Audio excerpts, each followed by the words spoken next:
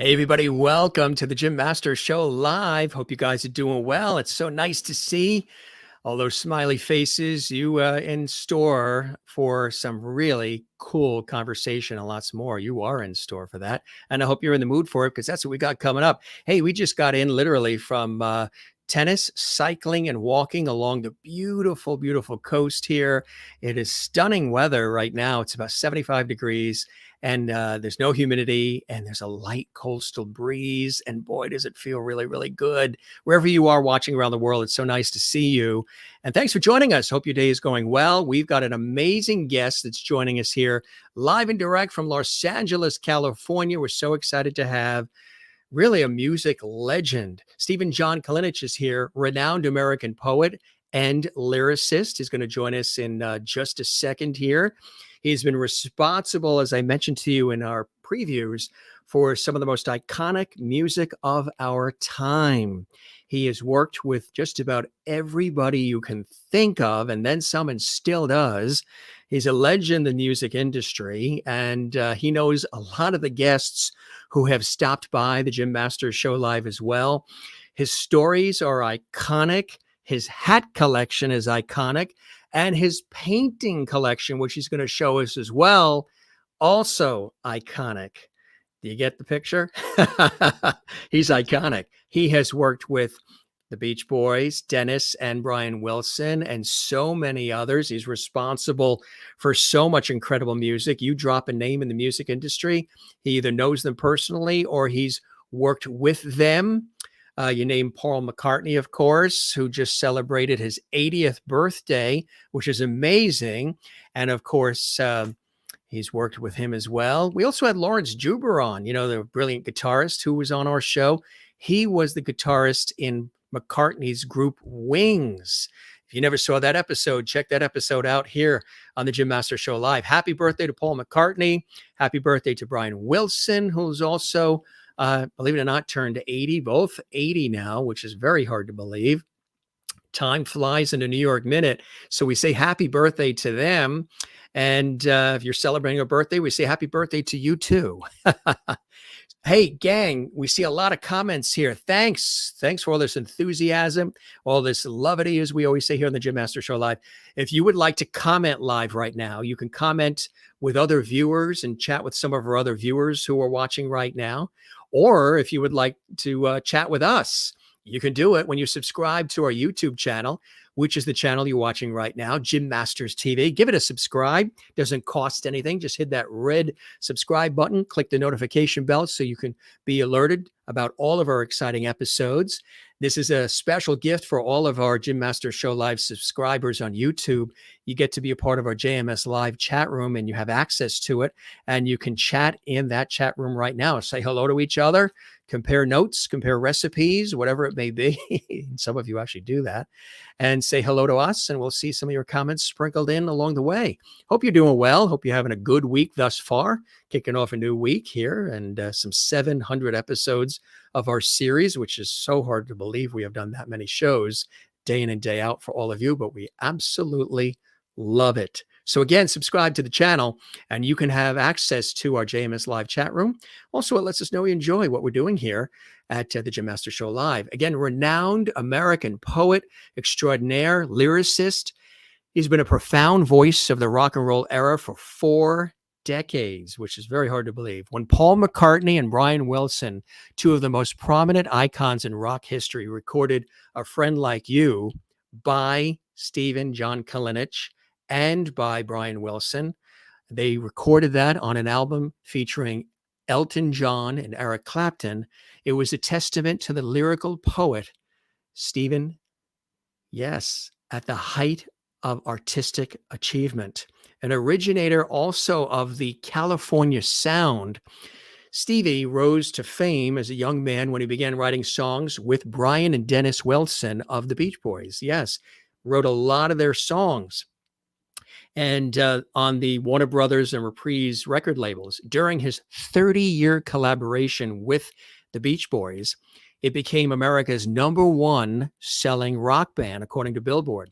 Brian Wilson described Stephen Kalinich as a poetic genius and credited him with really stunning the musical world by unleashing Dennis Wilson's full creative potential. Be Still and Little Bird by Stephen Kalinich and Dennis Wilson, classic hits from the Beach Boys' Historic Friends album, brought a new spirituality and self-awareness to rock music for the late 1960s. Little Bird went to gold with the Beach Boys' Good Vibrations box set and has been recorded by international musicians. Steve Kalinich's Rainbows and Love Remember Me were featured on the acclaimed 2008 reissue of Dennis Wilson's Pacific Ocean Blue album. The Beach Boys' second anthology, Hawthorne, California, contains Steve's A Time to Live in Dreams, and his California Feelin' is among the all-time hits on the Beach Boys classics selected by Brian Wilson, and will appear on California Feeling, that collection of Steve's songs that was released by Ms. Music. When legendary songwriter P.F. Sloan, most famous for Eve of Destruction, recorded Stephen's epic poem, If You Knew, and Soul of a Woman on Sail Over back in 2007, Stephen realized his lifelong dream of working with his mentor. And among the other top musicians who have immortalized Stephen's lyrics are Mary Wilson of the Supremes, singing You Dance My Heart Around the Stars, Odyssey, whose recording of Magic Touch was top 40s hit, and Randy Crawford with Only Your Love Song Last. Although he has risen to the highest echelons in the music industry, Stephen Kalinich considered himself a poet first, a voice of conscience comparable to Bob Dylan. He has inspired audiences around the world. He was invited to Washington, D.C. to recite his epic poem, If You Knew, before members of Congress to benefit Children Uniting Nations. Actor Stacy Keach recorded his poem, The Magic Hand, and former Beach Boy Al Jardine's EP, A Postcard from California, features actor Alec Baldwin reciting Tide Pool Interlude. Newscaster Jerry Dunphy appeared on a video in which he read America, I Know You. It's really incredible when you think about it, huh? A performer whose spoken lines are as powerful as music that carries them.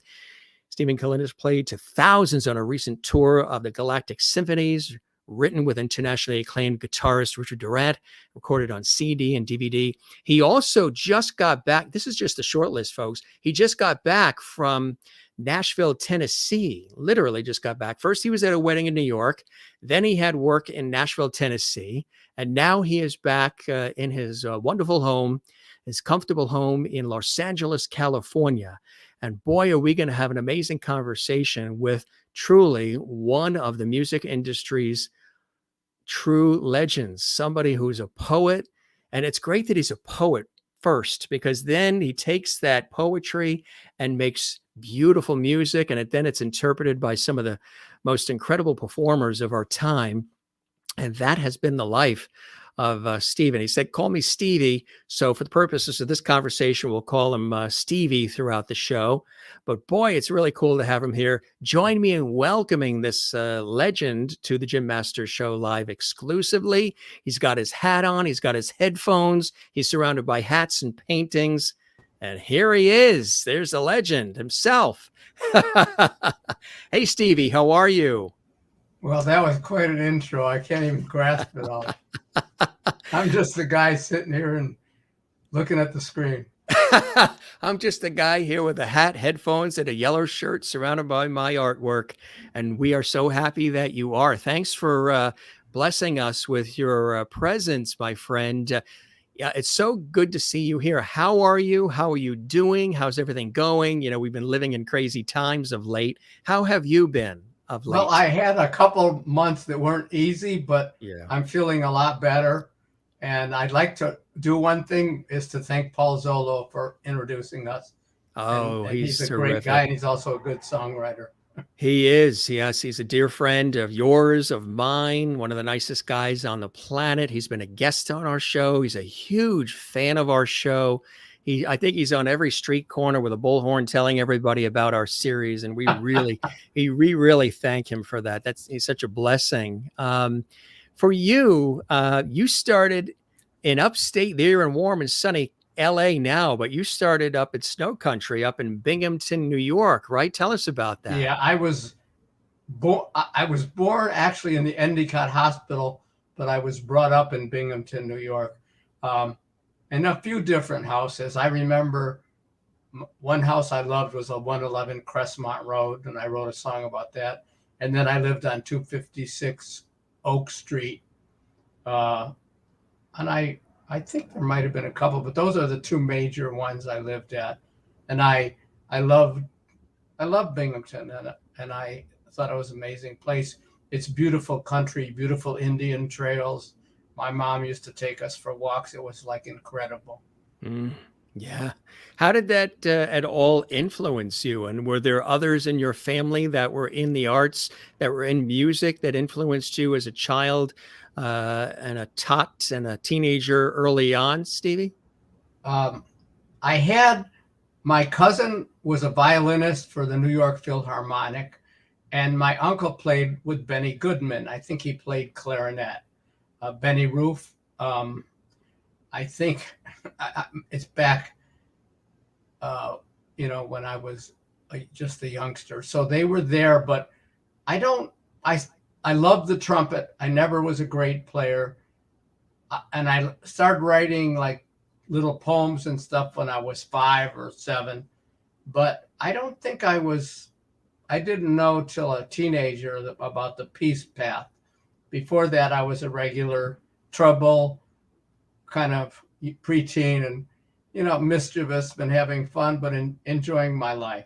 I loved getting attention, and a lot of people that are in entertainment probably do. But later I wanted and developed into wanting to put something good into the world, some kind of goodness, some kind of spark. Yeah, which is beautiful.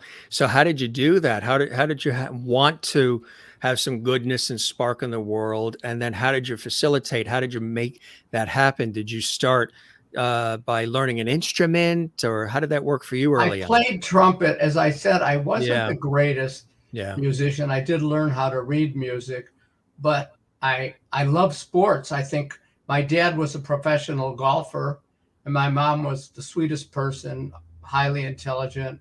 But I kind of had a teenage period and earlier teens where I got in with people that maybe were of questionable values and things like that, although I met some wonderful people too. And I think I was somewhat of a juvenile delinquent in some parts, some paths. I know people say, no, it couldn't have been you. JD for short? Yeah, JD, I guess you guys would call it. But I always liked the idea of poetry. And before I wanted to be a songwriter or anything like that, like some of these people are, I wanted to influence world peace. And I think I had a spiritual.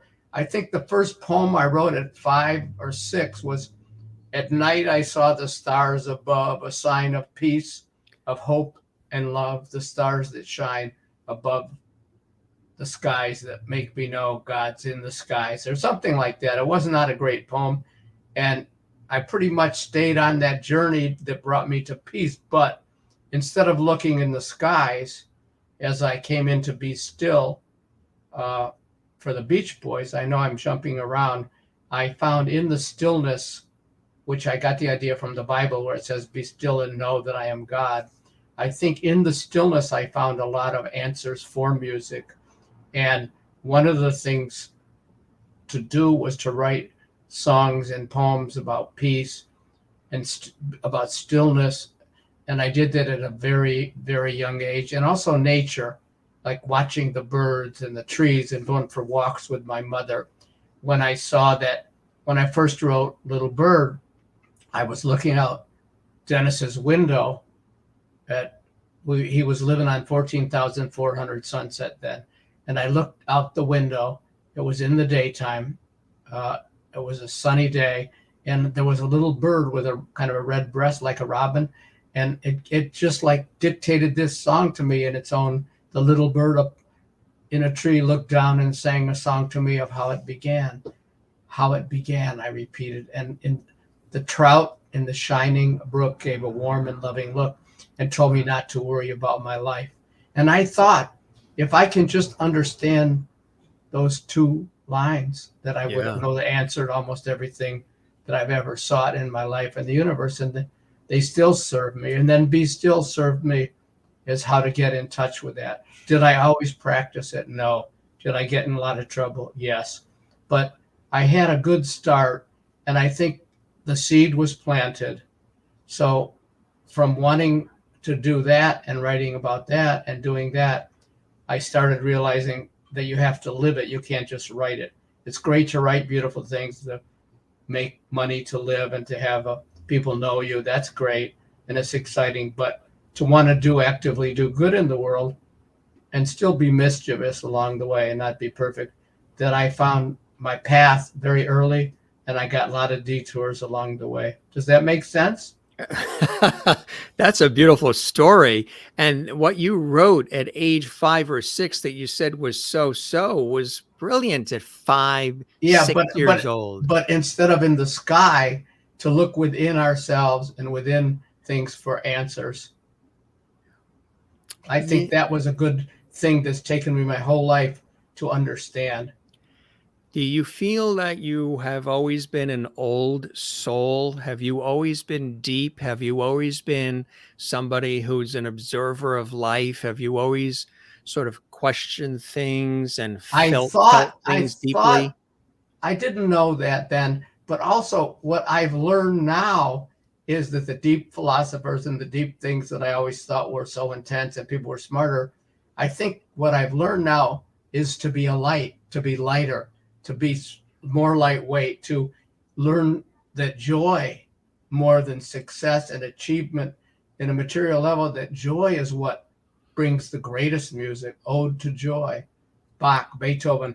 And the sadness is there because there's a lot of sadness getting through that. So I would say, instead of deeper, is this metaphorically, but does it make sense that I'm getting, I hope, even through illness and everything, that I'm getting lighter, like a feather, see that materiality cannot stop me. And when I get it, if I'm the richest billionaire, but I don't have joy within myself, I mean, I think that's why they wrote Ode to Joy, because joy is not something you can manufacture. You can't just say, I'm going to have joy.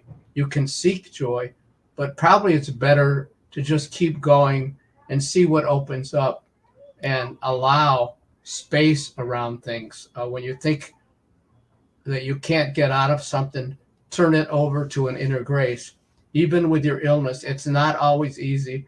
And I don't think positive thinking without having a stillness or inner practice, I think it's okay, but I don't think it's the miracle thing that if I just think positive when I have this illness, I think you need to take practical steps too. When did you realize that? Was there an aha moment, an epiphany, something that happened in your life that caused you to pause, stop, step back, reflect, and then come at it from a different approach in the way that you're approaching it now, which is a beautiful way and really is the ultimate way, because it's the simple things in life: kindness, empathy, a kind word, respect, levity. These are the things that really matter, that stay with our soul, stay with us. We can't take the cars and the houses and the jewelry and the clothing with us, but the essence of who we are, and sharing that openly with the world and touching people's lives and impacting them as you have through art, through music, through painting, through, writing fabulous songs, is a beautiful gift. And the fact that you realize that, I think, is terrific. Was there an aha moment? You probably were always like that deep underneath, and then something allowed it to rise for you. That's the way you express it. There was a moment, but there were many moments. And also, I don't want to deceive, and I had a lot of bad, sad moments. I had moments, as my friend Paul reminds me, I had moments, and I still have them, where I get totally self-centered and puff myself up in consciousness. And what I try to do, and there's moments I probably said things to people that weren't the kindest, and what I try to do is look at that rather than just justify my position. So this is not some high state or low state. It's the reality that that's the only thing that has worked for me in the long run. I've had heart surgeries. I've had all kinds of things throughout my life. and I've had a lot of challenges and a lot of sadness and sorrow, but I've also had a lot of joy. It's not some easy path, just doing good and like that. Sometimes I think one of the hardest lessons is that we think by being selfish and self-centered that we will get more happiness. But also we can't be people pleasers. If we try to please everyone, we're not going to be happy either. I like to try to be honest. That's what I had to learn, is the not pleasing everyone, because I'm still sometime doing it, because you just have to learn, not that you got to set boundaries. Yeah, and you're totally right. And I don't think hatred is good, but I have felt a lot of anger toward people, especially when they say something I don't remember or haven't said. But I try to just sit in the stillness and look at that. But I would say it's a rugged path. Yeah, it's so you understand this, you see it, you feel it, you're living it now. Was there something that happened to you, a pivotal moment, or was it just a series of things that got you to realize what you're saying right now, the understanding of the pivotal moments were along the way, the detours, along the way, the sadness, I get upset if I did something for someone and they didn't respond. But who am I to tell them? Like, the big thing in Hollywood, you probably get it there too, is if you introduce someone to someone and then they go on and do something with that person, why didn't they honor you or pay you or something? But I had a friend that did that in college. I had a friend that did that. But the life's not like that. I know what you mean. Whatever you do, you have to let it go. Yes, I know what you mean. If you get too attached to yourself and what you want and your outcome, that's a tough one. And there's some people I can't even take now, but it might be more me. I know you relate. I'm with you on that. There's some out there that I'm like, I try to work on myself, but I may not be having dinner with them, put it that way. Right. They may not get invited, and I try to find a gradual way. There's people that, like a person lately, when I wasn't feeling well, they keep asking me to go out. Can we capture you? We won't say anything. And that's not the point. It's like, whatever it is, give me my space. People that too much want to know all your business and like that, it's probably best to have parts that you don't share with everyone. You have to save elements of yourself for yourself, right? Except to share in ways that might be beneficial to you. But you can't be there I'm not a therapist. I am a songwriter and a poet. But I found out that just doing it and being known for it, I don't think is enough. So people come to you and gravitate you because you are this brilliant lyricist, this wonderful poet, and they assume you have all the answers. You can comfort them. You're their therapist. They come to you. That could be very draining too, because you're if you allow it. But you're living life and figuring life out. Even still, we're all still figuring out life every day, right? You're totally right. Should I call you Jim? You can call me James, Jim, or Jimmy, just not late for supper. Jim is good. I knew that was coming. So anyway, I just think that no human that, it's good to look up to our rock stars and like that. I know everyone says I get off, but we got to find things within ourselves as best we can. Yes. It's good to like people and have good influences, but don't worship. There's no person that knows all the answers. No. Find that something rings true within you and try to find what you can within yourself. Be the best you can be. Cultivate your own, whether you're a great chef or a good gardener or whatever you do, try and be the best you can be. You're right. I'm not minimizing that people love being famous and like all those things, but it can be an illness if everything is about you and you don't really, I guess, listening. I have to learn to listen. That what do you think? It's not always about me wanting to pontificate or say things, but learning to listen and to be grateful every day. And to realize that I am not often, and sometimes I'm very stubborn. I was that way where you could break my legs and I wouldn't break. I would still stick to my point of view. That's not the person that learns how to survive also learns sometime to let go of having to be right. Humility. You must have learned that. Well, partly humility, but partly I am not always right. And at one point I thought, oh yeah, I am always right. I did have moments. I don't know if you felt like that, like, don't tell me anything. I know what I'm doing. I'm smarter than you.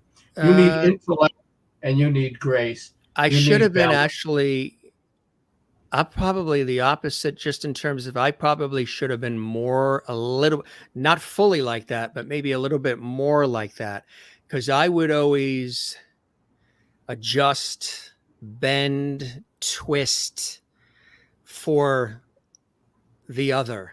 Always bend, twist, jump, run for the other. Whatever the other is, whoever the other is. I did some of that. These are and things now I'm like, wait a minute. I'm also here. And there's things I like and flavors I like and places I want to go and things I want to do and things I don't want to do and places I don't want to go and flavors I don't like. And so it's like, and one of these days I'll tell you when I come out to California on a TV shoot or something, we'll have a good conversation. When I drove alone through Death Valley after a TV shoot in a rental car in August. What an amazing experience. It was a life-changing thing where I came out of there being able to set some boundaries I never thought I could set, and realizing I got to put the oxygen mask on me first before I could put it on others, and that the world is going to continue spinning whether I keep saving it from itself, and that there will be things that I will experience where I'm the only one in the room.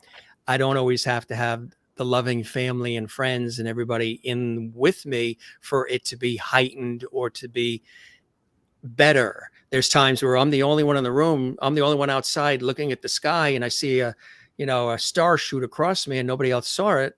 Well, that's a gift for me. So it took driving through Death Valley to really create that sort of like, I still run to the aid. I still jump. That's a family trait. We all do it in my family. We help people. We lift them up.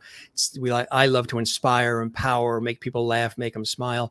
But I realize also that I'm here too. And there's a few things that, I want cheese on my burger. You know what I mean?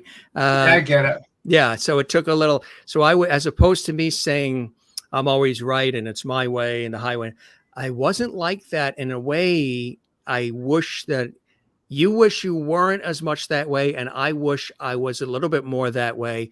And you and I have perfectly met now in life in the middle. And isn't that fantastic? Yeah, it's fantastic. But also, can I comment on Death Valley? Yes.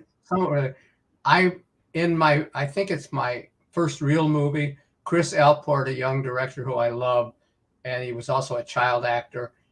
He cast me in his movie Emily or Oscar, and it's a wonderful movie, and it's won a lot of awards already. But I play a character called the Prophet. But the guy's out for like profit, like give me your money, but in a subtle way. And I told Chris I'm not an actor, and I said let me do what I want, and he knows how to work with me. And I've had the greatest experience. It's so much fun, even the serious scenes, and that was a great opportunity for me. I'm not a person probably you could hire that could follow lines. I don't think I could do that. But it was so much fun and that kind of experience. Yeah. And it's a group effort. It's not just you. And yes. I love it. And I learned a lot from this young guy, and I hope he's learned some from me. But I just got back. I want to tell you about this. Then you can ask me whatever you want. I don't want to control this conversation. I hope I'm not. No, I'm just a good, deep listener. I love listening, and I went to Nashville with John Tiven to do an album with John Tiven, and Steve Cropper's on it. I spent some time with him. I have a few good friends there, and I had the most wonderful time there. And we finished an album. I don't know what kind of album it is. I'm kind of singing, but I'm not the greatest singer. But it's like John says Leonard Cohen tries the blues or something, one of the songs is even called Bluish. It's got some fun in it too, but I had the greatest time, and I just love going to Nashville, and I love the people there, and I'm good friends there with another guy that released the record of mine called Scrambled Eggs, which was on Plowboy, which is owned by Shannon Pollard. And his grandfather was Eddie Arnold, who was, all, as you know, the Colonel's client before Elvis. And Elvis loved Eddie Arnold. So I got to spend a lot of quality time, and I just loved my time there. And Steve Cropper and a few people. And I really love Nashville. And John Tiven's been a great mentor for me. So I'm doing that and this album with John. And Carol, Miss Music, is the one that is paying for it. And she sent me there. And I'm very grateful to her. That's fantastic. So what was the first big break for you early on? What was the first thing, the connection, something you created or somebody saw your talent and brought you in? What would you look, when you look back, what was one or two pivotal there were a few big breaks, but then again, I blew them and ended up, after writing Little Bird, I ended up for 5 years living in a one-room motel with my wife, and though it was in Brentwood, nice neighborhood, but if you're going to be in one-room hotel, Brentwood, that was, California, and I didn't have a phone. I couldn't afford one. So when Al Jardine called me when they recorded Little Bird, I couldn't go to the studio the first time. But the corner on the phone was a payphone, and I gave it as my home phone. So Al Jardine called me. I have to run out of my room, and run around to the payphone. So I first heard Little Bird on the payphone. It was the corner of Sunset and Kenter. And Marilyn Wilson, Brian's wife, Carney Wendy's mother, the first wife, and a really sweet, dear friend of mine, and her husband, Daniel, they would walk by and they'd see me. But so I was there when the Beach Boys signed me, or I went there after they signed me, and that's where I lived. And it was fun living in that neighborhood, but I didn't have a car at first or anything. It was a very great experience. And after that, I ended up working at a gas station after a Little Bird. That was a pretty humbling experience. But you had slipped in there when the Beach Boys signed you. Tell us about that. How did this whole relationship with the Beach Boys, with Brian, with Dennis, how did this all come about? How did they find you? You find them? How'd that magical moment happen? Well, I was living in the Hollywood YMCA. It was like $15 a week in those days, and I could afford it. And I would take odd jobs with different people, scraping yards or doing things. I wasn't a great worker, and I'd live in a place where 5 people share one bathroom. There's a hook to lock all the other ones. And I took the garbage cans out. And what happened is I met this guy at the Hollywood Y, first Mark Buckingham, a 12-string guitar player, but not the one from Fleetwood, but he was incredible. So we wrote a couple songs together. And then I met Jim Critchfield, and Jim said, I got a friend, Brian Wilson, but he was working with Jay Ward, the cartoonist who created Bullwinkle, which I love. Yes. And so I would go to Jay's office at the Emporium there on Sunset, and I'd sing and recite poetry, and they loved it. And so Jim says, Brian Wilson just started Brother Records, and they took me in there, and I met Steve Korthoff, Brian's cousin, and Arnie Geller. He's very humble. And they took a liking to me and took me to Brian. And so through Jay Ward and all of them, I just loved it. And they introduced me to Brian, and Brian just liked the poetry right off the bat, and he liked me. But I ended up having Carl produce my first record when I signed, and my first songs with Dennis, and then later got to work with Brian. But through Brian, I met everyone, and they were so sweet to me, but I still have a relationship. But there was a couple years there after Little Bird when people thought I had it made, where I went flat broke. I went bankrupt maybe for close to $1 million. So when I said I've been through a lot of struggles, I don't mind talking about it if anyone's interested, because there wasn't like a straight arrow path. But there's one good story from it, and then interrupt me anytime you want. In my mind in Binghamton, I was 15, maybe. I heard Eve of Destruction. I loved it. I said I'd love to write with that guy. He might have influenced me toward the peace. And I already started writing the World of Peace album before I met Brian, but he changed it and modified it a lot. Helped me as my partner. So I said, and then I wanted to be with Motown, and I wanted to write with Paul McCartney and the Beach Boys. So I went out there at 15. I projected that. I even wrote a poem a song to Paul McCartney when I was scraping cellars in Westwood when I was married and went broke. And the poem was, and the music was, Dear Paul McCartney, enclosed are a few poems of mine. Please read them through, and if you like them, drop me a line. I write them in the morning in the cellars that I sweep, all true. I write them in the evening when the world is still asleep. Dear Paul McCartney. And then the melody was like, Dear Paul McCartney. It was a plain melody. I wasn't a great melody writer. I had a few good ones. They all sounded like Hebrew chants. Every melody was the same, but I had a lot of different lyrics to them. And so that was how that part of the path happened. So ask me anything you want, Reiner, but I'm giving you a sketch there, a portrait. I wasn't painting or anything then. It was just music and poetry. Well, which is fantastic. So, I mean, that really sort of forged a very long-term relationship with the Beach Boys. Yeah, huh? I'm still Carney and Wendy and Marilyn and Brian. I mean, I talk to them all the time, even when Brian's on the road. And they're the sweetest people. They're so kind to me. They're so good to me. And I don't know how I would have survived with all my friends. I got great friends, and they helped me a lot. Unbelievable. You know, we have some wonderful shots here of album covers and things of that nature. And maybe you can take us through, because I know your involvement, we're just really scratching the surface of your involvement in so much music over the years, incredible music over the years, not just with the Beach Boys, a lot of Beach Boys, but here's one right here. Tell us about this one. Well, I love it. Pacific Ocean Blue is one of my favorite albums. Originally, some people don't believe this, but it's true. Dennis did ask me to co-produce this album before Greg and them got involved.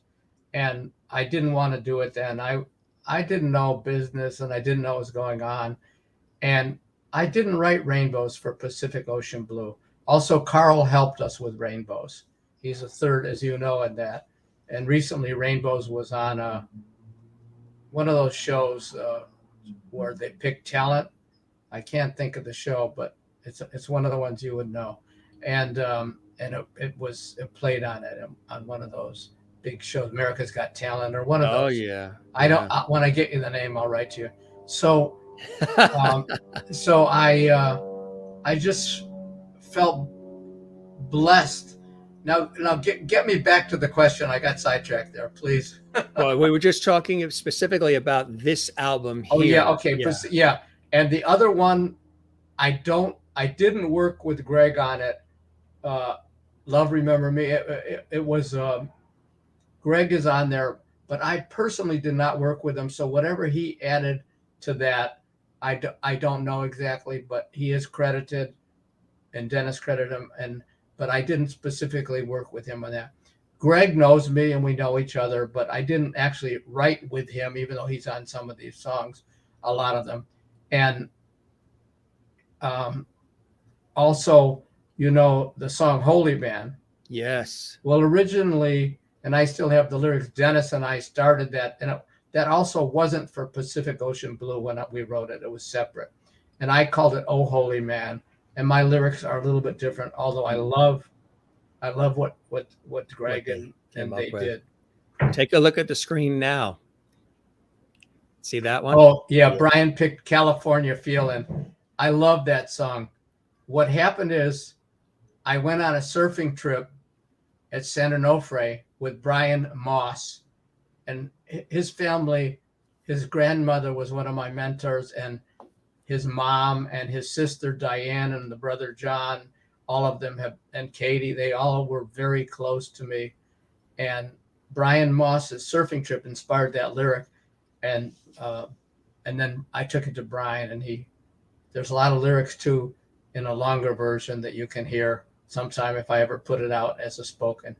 And I had that inspiration, that idea, California Feelin', because I'm from upstate New York. I never saw oranges. That line, look at the oranges, feel the grapefruit from a grapefruit tree, feel the loveliness and beauty of that California feeling. It was all my experience. It was like magic. It's like bing, oranges that you can eat off a tree. I thought there were things you get in the supermarket.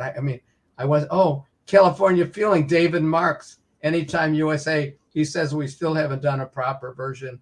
And there's so many great songs on there. I'm trying to think of all the people that worked on it. Rob Bonfiglio, Carney, and Wendy.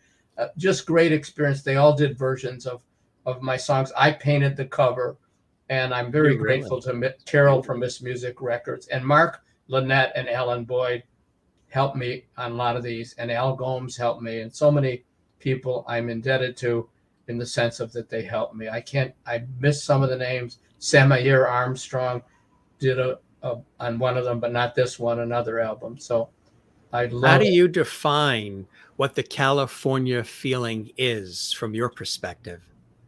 To me, the California feeling from my perspective is open, that you can do things. The openness of not giving up on yourself.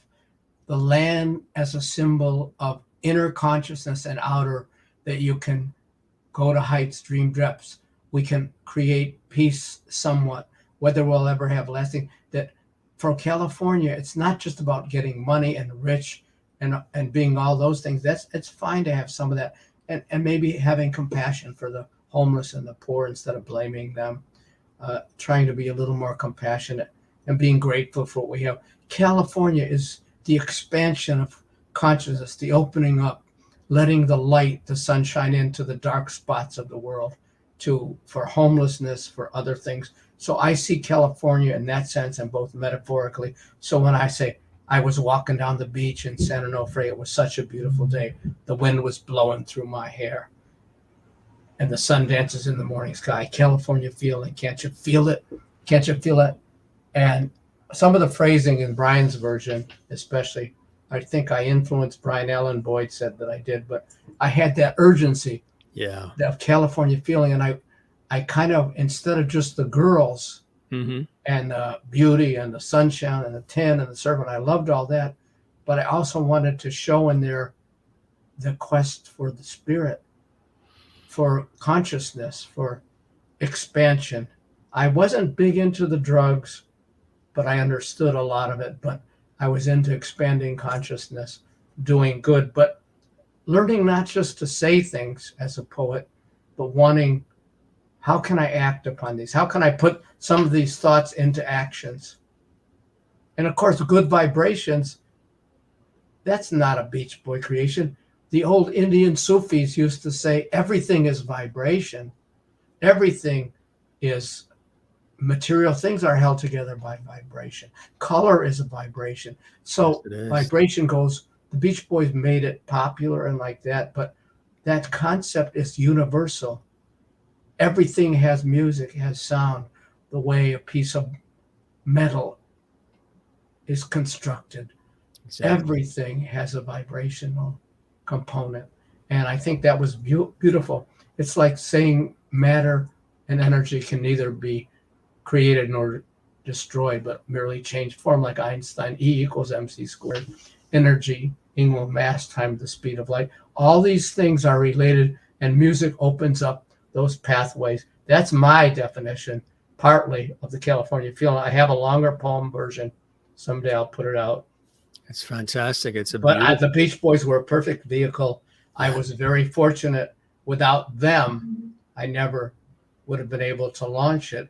And also, I went to Eisner because Jerry Dunphy did a version, very conservative talk show host, and then he did news anchor, and he did a version of mine, and then he wrote a new one.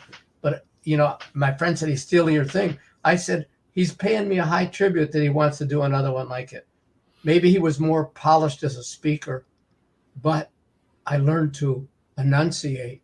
I learned not to swallow my words, that each vowel and symbol and syllable was important, and that emotionally, can I touch you? Yeah. And that's why the spoken word became sort of my music too. I love, if you want later in the show or when you want, I could do a poem for you, but if you don't, whatever, I know you said yes something. Already. Are you kidding? That's a yes. So anyway, I better let you get to your questions. I'm rambling Oh, here. no. It's a conversation. It's not an interview. I do It conversations, seems like more like that. It's definitely a warm conversation. Interviews are tell us about the movie, the book, the CD, and see you later. These are warm conversations. So you can Okay. go in every direction. I can follow you. What specifically would you like to ask me or know or some of these discuss? some of these covers too are that we sort of selected here really punch. Show me more. Show me more. Look at that one. Oh, that's a great one. All those people are on it. Dave Marth, Carney and Wendy, Rachel and the Reindeers, Carl B. Wilson, Dennis's son. Rachel did an amazing job of Child of Winter, and Ellen Boyd did an incredible video, all underrated but wonderful. And Carl B. Wilson is such an incredible singer, Dennis's son. He has such a great voice. We've written a few songs together, and one he's held me back on. I think it's called, well, my God, he's going to have to tell me. I forget stuff in midstream, but yeah. Perfect Kiss, I think it's called. And it's about someone that you maybe haven't even met yet, about the love that is there, but maybe it's something you want, but it's not even the love that you want to have is not already there. You haven't maybe met her. Right. It's about the future. It's about life, California, different things. But he's a great little writer. And the Honeys, Marilyn and Ginger, I had so many great people on this album. And Carol Records and Harvey Kubernik's helped me a lot. I'm mentioning names, not that I want to include everyone because I'm sure I'll forget people, but I am so grateful. Like people say they make everything on their own. I have had people bless me all the way, and I'm really grateful for all of them. Which is really a beautiful thing. I get by with a little help from my friends. Definitely. So many different ways. Oh, Hawthorne. A Time to Live in Dreams. Yes. Oh, Dennis loved that song. And Carl told me he loved that lyric. And that's yours, your baby. Oh, my God, yeah. Yeah. When we did that, Dennis just fell in love with it. He said Carl loved it. A child's joyous tear with innocence. He has no fear. Now I know what love is. There's a lot more verses to that, which someday I might do them as a spoken. And, of course, Beach Boys will get their part, whatever. But it's not thinking of that. I'm thinking of the message. I had more, but for a song, you have to sometime cut it down. Yeah. It's like, I'm sure Leonard Cohen probably had a lot of verses because people say he would have 25 verses, and probably Bob, but I am not the greatest editor of my work every time. Sometimes I'm not. And because I can ramble on, but it's so exciting hitchhiking across America. Yeah. We haven't talked about it, but that Brian did that beautiful first one, and America, I Love You. And that version he did with a lot of people from the, well, they call it now the Wrecking Crew, but that time they were just Stella Castellucci, Tommy Morgan. I love all those guys. And one of the great people I worked with, as you know, jumping around more than you, but you can tell me once to look at the covers, but P.F. Sloan. Yes, P.F. Sloan, yeah. He did a song version of If You Knew, the same one I did with Brian. And as you know, Michael, the bartender, has passed away from Friends. And he recited my poem, If You Knew.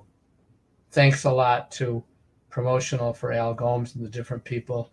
And for his recitation, before he passed, we donated that for prostate cancer awareness. And I'm so grateful. That thing went viral, but it's not because of the message. It's because of the message, not because I wrote it. Right. It's the idea of what was being said, right? Exactly. What we say to help these people. And I think that people said to me, that's the best usage of your work. Now, I know we need to live and survive and things like that, but if my work can be good and can be used like Brian's is to help other people, I think that's a great thing. I still need to, pay my bills. Some bills, but if you can. And get a shake once in a while, sugar-free preferably. Get a shake, rattle and roll. Yeah. Here's another. Look at this. Oh my God. I I don't even know much. Tell me more about this one. Look at it. This is celebrating Brian Wilson with all of this, the cast and crew in here. Look at the animation too, It's or the just amazing. illustration. Yeah, it's amazing that today for Brian's birthday, they put two videos out, one with Elton John and then the one with his friends, and I'm in it and Mark's in it. Great. But you also, you were very excited because you had emailed me. You know, we've been talking for the last couple of days together, you and I, as we were putting this broadcast together, and mentioning Sirius XM and the Beatles. Yeah, I got that's a major announcement. I don't know who sent it to me. Maybe Paul. I don't know, but someone. Oh no, Brad Rosenberger, my former administrator, a wonderful guy and a lovely guy. He said, "Stevie, guess what they played on Beatles radio today?" I didn't know it, and it was Friend Like You, and they dedicated it on Paul's birthday. I was so excited about that, because not only am I a partner with Brian, that I also have half the publishing and half the writers, and Brian was just wonderful with that for me, and I was so thrilled. The point I was saying is that I didn't write it for Paul McCartney. Some people said, and Brian, we talked about that. I said, if you want to dedicate it to him. I wish I specifically targeted for Paul and him to do it, but if I'd said that, I'd be lying, and I don't want to be a lie with somebody like Paul McCartney. No, but could you imagine? I'm grateful for it. Grateful, right? And think about this. You were saying just a few minutes ago how, I think it was like age 15, you wrote like to McCartney, and the way that 20, maybe early 20s, but now all these years later on Sirius XM, celebrating Paul McCartney's birthday, this is what's airing. How does that make you feel? It makes me feel great. Full circle moment. Full circle. It makes me feel great, but also I want to tell people, and I'm not trying to embarrass him or anything, but Paul McCartney is one of the sweetest people that I've experienced. I'm not saying I know him well and things like that, but just be aware of each other. But it was such an honor that he did it. But also, when friends of mine were ill and like that, I would write to him, and he would send them a letter or something, and they would tell me, and he always would put in the letter. I did it privately, but it became global. But he would always say, Steve Kalinich told me this, or something like that, and other occasions. But he's a down-to-earth, kind person, and I was honored to have that record getting in over my head, the vinyl. Some people thought it was too sappy of a record, but I love it. But I was honored, and I met Peter Blake, and he said he loved that record, and he and I had somewhat of an exchange. I want to buy that silk screen version, which is like 1,200 something. But I've called him, but I've never know who has that. He made some silk screen versions available, like on a canvas, and I would buy it myself if I can get a hold of them. But that was an honor for me to participate in that. And then I wrote another song on that record too. That was a big honor for me. Oh, absolutely. Yes. And I was very touched. That's why I was excited to tell you that yes. Brad told me. It really moved me a lot. Oh, but I think Paul, I'm not just talking about his music, but no. I think a decency as a human is something that I really respect. And just like I loved Harry Nilsson, was always kind to me, and he was a sweet guy. So there's a lot of people I met along the way. The Roger McGuinn, who was Jimmy McGuinn then when I met him, we did a gig or two together in the old days before, he might not even remember, before the Byrds was even formed. And I've worked with John York. And another great friend of mine is that I met through John Tiven is Charles Thompson from the Pixies, Frank Black. And he's sang on one of my records. And I've just had these incredible experiences, which you could ask me anything about. But also, I hope that I've developed somewhat as a person. What over the year? Oh, you absolutely have. It's been evidenced even just in this conversation. What inspires you when you are writing poetry, lyrics. What do you pull from? What is your source energy? Is it from the observation of life, experiences, people, nature, all of that? Or what are some of the things that have inspired you to write all this fabulous music over the years? It's probably all of what you said, but I think the awareness, whether you believe in God or a creator, I do believe in the power of the inner inspiration within consciousness. One of my favorite songs is Within You, Without You, George Harrison, the Beatles. And I like that. I did a version of If You Knew combined with that, and I would have to get a clearance from George Harrison if they ever did it. But, and I also have been talking to a person that I love, and I've gotten closer to him, and my friend Diane is also close with him, her husband, John Densmore from The Doors. He and I have talked about doing things. He's such an honest, lovely, incredible musician. And we haven't recorded anything yet, but maybe for charity or for something, we are going to do something. But, you know, these are people that have influenced me strongly. And what's my original inspiration for all of this? It's that I acknowledge that whatever I do is a gift from the universe through me. Do I take some of the credit? I think it's all a gift. And if I can use it for myself and for helping others, I think it's even more. Some people don't believe that, and they don't have to have my belief, but it feels so good that like when you turn on the water faucet, if you turn it off, you don't get water. If I turn the inner faucet of my soul, my consciousness, with gratitude is one way to turn it on, with caring, with listening, with stillness, then good things can flow through me. If I learn not to make a weight of the nastiness people express to me, try to do that, but also draw a circle around myself to protect myself, a circle of lovingness, and say, that person has problems beyond me. Maybe they're aiming at me, even if they want to kill me, but there's something wrong in them to want to be that. And I still want to protect myself and put a defense, but I don't want to hate. The weight of carrying the hatred is not something that a soul can carry. It breaks people. I think we have to defend ourselves, but let go of the hatred aspect. That's where the heaviness comes in. I don't know if you agree with that, and you don't have to agree. No, you're funny. I do. I get it. Now, is that something you had to learn to do? I think I did have to learn, because I think in the beginning you held on to everything. Well, I still have a lot of resentment. I still have a lot of resentment with people sometimes, and if I think they're selfish. But as I examine myself, I say, God, am I perfect? Do I have bad thoughts? Do I think? Of course.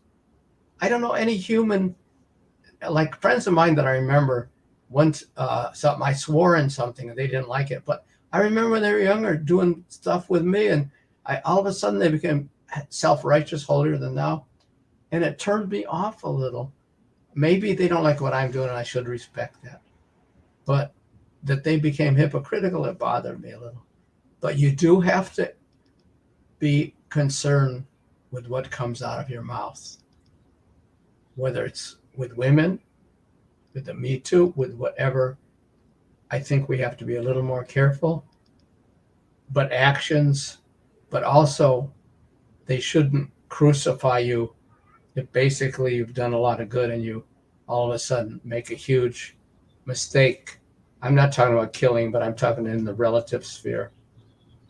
Well, there's, you can have your character killed. There's character assassination. Yeah, where people and are sometimes ruined, you their deserve integrity part is of ruined. it. But I never met the perfect person yet. People do that on Twitter all the time to one another. Yeah, and there's people that've done it to me, and at first it hurt me so much, and then I try to find a place, I'm going to hang around with them like I said before, but where I can let the weights of that go. And people say, aren't we talking about music? Well, I think music is one of the vehicles through which we can do that. I went to India with P.F. Sloan and John Tibbett, and I am not a devotee of Sai Baba. They both were. I love some of the teachings, but I learned so much about humility, and some of the monkeys were bigger than gorillas, at least in my eyes.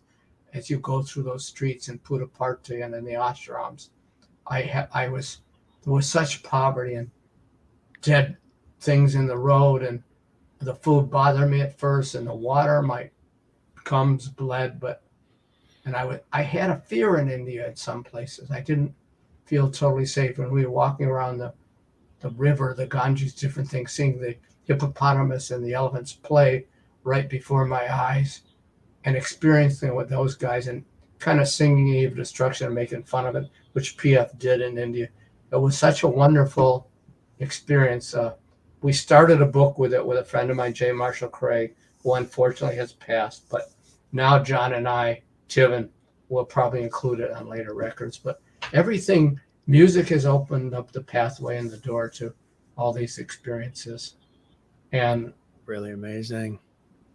I'm certainly a flawed person in a lot of ways, but I would like to do good in the world too, besides just make it as a songwriter or poet. Exactly. Yeah. Beautifully said, and expressed so openly too, including this. You are a fantastic artiste, wonderful painter and more. Tell us about this. When did this start to blossom for you, Stevie? I don't know. My mentor, I have a couple mentors. One of them is John Robertson. I did collaborations with him a few years ago, big ones, and he's an amazing artist. He's been my mentor. I did a few lines that he said, "You got something going." And I just started going, and then I think I started painting in my mid-70s or maybe a little earlier, and I just keep going, and I don't know what I'm doing, but it feels good. I combine people. When people say I don't like faces, I just like the abstract, then I'll put a face in. They say, "Can't you do another one like that? It's beautiful. You can sell a lot of them." I said, "No, you can use it again." Oh, like, I love that one. I'm just so inspired. I like each one of my little characters, even the mean ones, but you can kind of see some of them have character, some of them don't. I just so inspired. The painting does another level. It's music. The painting, I hear melodies and colors and things, but it's not the same as the music without the art. Does that make sense? Yes, yeah, absolutely. It's like ba, da, da, da, whatever. And I'm hearing sounds, and I find a dance element in some of my paintings. I try to leave them unfinished and open for others to grasp. And I try to find the talent in the other, and I realize that I have to learn to listen and be grateful for other and give them their space to express themselves. And no two paintings are alike, right? I hope not, but I imagine some of them would look alike. The colors may be the same, but I don't think you'll find two alike. Right. You might find similar. Yeah.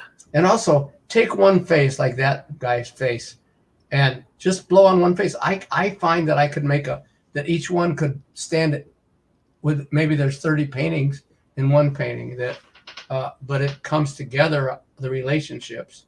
Mm-hmm.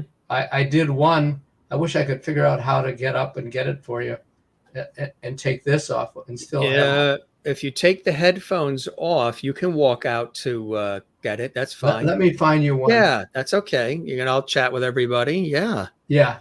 Absolutely. And there we can see his beautiful home too, with the paintings and hats everywhere. Look at that cool chair he's in too, huh?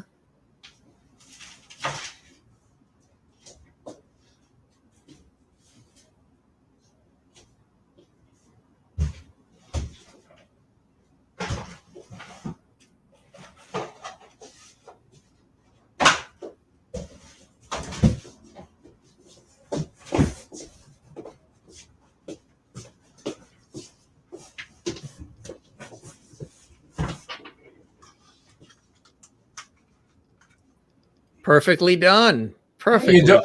Can you see it? You'll see it now. We'll go to full screen. Okay. And tell us what we're seeing. These are my Holocaust boxes. Each face on each side when I say the Holocaust, the from the Nazis and from Germany during the war, concentration camps. These are the characters from that. This is one box. There's one. There's another one. There's another one. And then on the top, every side. Does each one represent something specific? Just another person that was taken in the gas chamber. So that's one box, and so you get a feeling that each one was someone that died in the concentration camps. This is like not the most pleasant subject, but I wanted to capture that. So I took a cardboard box and just painted on 5 sides. 1, 2, 3, 4 in the top. 4 sides in the top. And each character represents someone whose memory, not necessarily a specific person, but I painted what I saw, the general, a soul that was lost at that time. So we don't forget in history. Yeah, right. That's not the same. What pleasant. Triggered that? What triggered? I became very moved by that period after Steven Schindler's List and Steven Spielberg's. His mother became a friend of mine. I met him a few times. I can't say I'm a good friend, but I just wanted to express in art that level of now. To me, it represents it. There's other ones like about war and other things. I wonder if I could just randomly see anything, but yeah, I mean, you have so much. And then I paint art around you there. I paint on these little plates, like I paint on the plate. Try to bring that closer to your camera lens. We can see the detail. I'm trying to figure out how to do it. There you go. And tell us what we're seeing. Is that getting it? Right there, exactly right there. Don't move an inch. Yeah, okay. It's upside down. A little bit more. A little bit right there. That's good. And tell us what we're seeing. You're seeing, that's the character, the main character, but there's little characters within them. This one is not, I don't know exactly what it means, but here's another one I like. See the little character there? Yeah, you can see the face. Yeah. So I painted on those plates, and then I paint on boxes and just whatever I can find that I like. Here's a big one that I think you'll like, that I don't know how to do this one. We'll see if you can get it on the screen. Maybe too big. Wow, that's fantastic. Tell us about this one. That one was I just felt a bunch of people standing there trying to dance through all the oppressions of life and trying to still find joy even when things are tough. Anyway, yeah. Does that answer something? There's too many of them. One day I'll figure out how to maneuver better. What are the ones that are right behind you there on the right? See the ones you can see on the screen? Those right there. Those two. Yeah. Can you zero in on them a little? Yeah. We can't zoom, but those are cool. I could bring them closer. Oh, yeah. No. Yeah, that's it. Is there one behind it too? Yeah. Oh, that one on the floor? Yeah, that one there, the first one with the you see the player that's either playing a violin. Yeah, it's got the white background. Yeah, that was it. And there's one behind it, and there's this one. They all have different meanings. And if you look on the shelf behind my head, you'll see those are faces. This face right here is war. And then right in the middle of the room there, you have a hat sitting on it. There's something tall right in the middle of the floor. Oh, that hat? Yeah, what's that on? Did you paint what that's on? There's a paint on that. You want me to go get it? That's kind of cool. That looks amazing. What is that? Yeah, you can I'll get see what I that. And did. yeah, absolutely. Hey, gang, you're watching the Jim Masters Show live. Our very special guest is renowned American poet, lyricist extraordinaire, painter Stephen John Kalinich, responsible for so much music. Don't forget to subscribe to our YouTube channel if you're loving this episode, and be sure and give us a like, a thumbs up. That helps us big time on our YouTube channel. There's a little thumbs up icon that looks like that. Here it comes. Nice and fancy. Oh. Click that thumbs up. Leave a comment on the YouTube channel and share the levity. Tell everybody about the Jim Masters Show live entertainment, lifestyle, variety talk show series. And look what we've got here. Wow, what is that?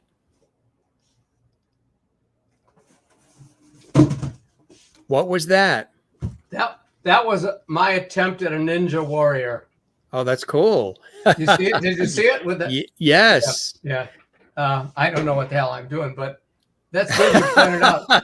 Yeah, I'll have to rearrange my house after. You not only challenged me with questions, but you're also having me rearrange my apartment. Isn't that cool? Keep the blood flowing. Got to keep. You're like give a full service show.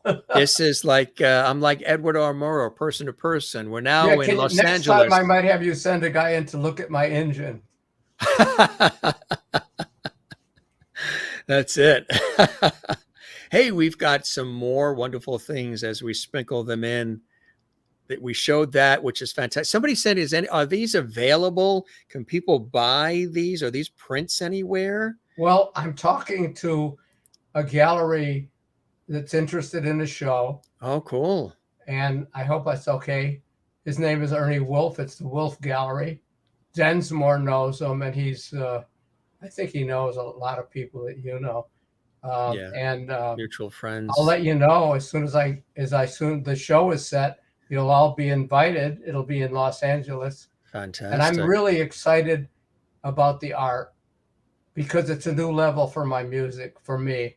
Yes, right. When I had my birthday, they said, instead of 80, they say, my friend Diane said, you're 80-teen. 80-teen. I like that one. Right. I love that. So anyway, so I just love doing it. Any questions about anything, I wish I could figure a better way to manipulate around the room, but we've done fairly well considering I don't know. You've done very well.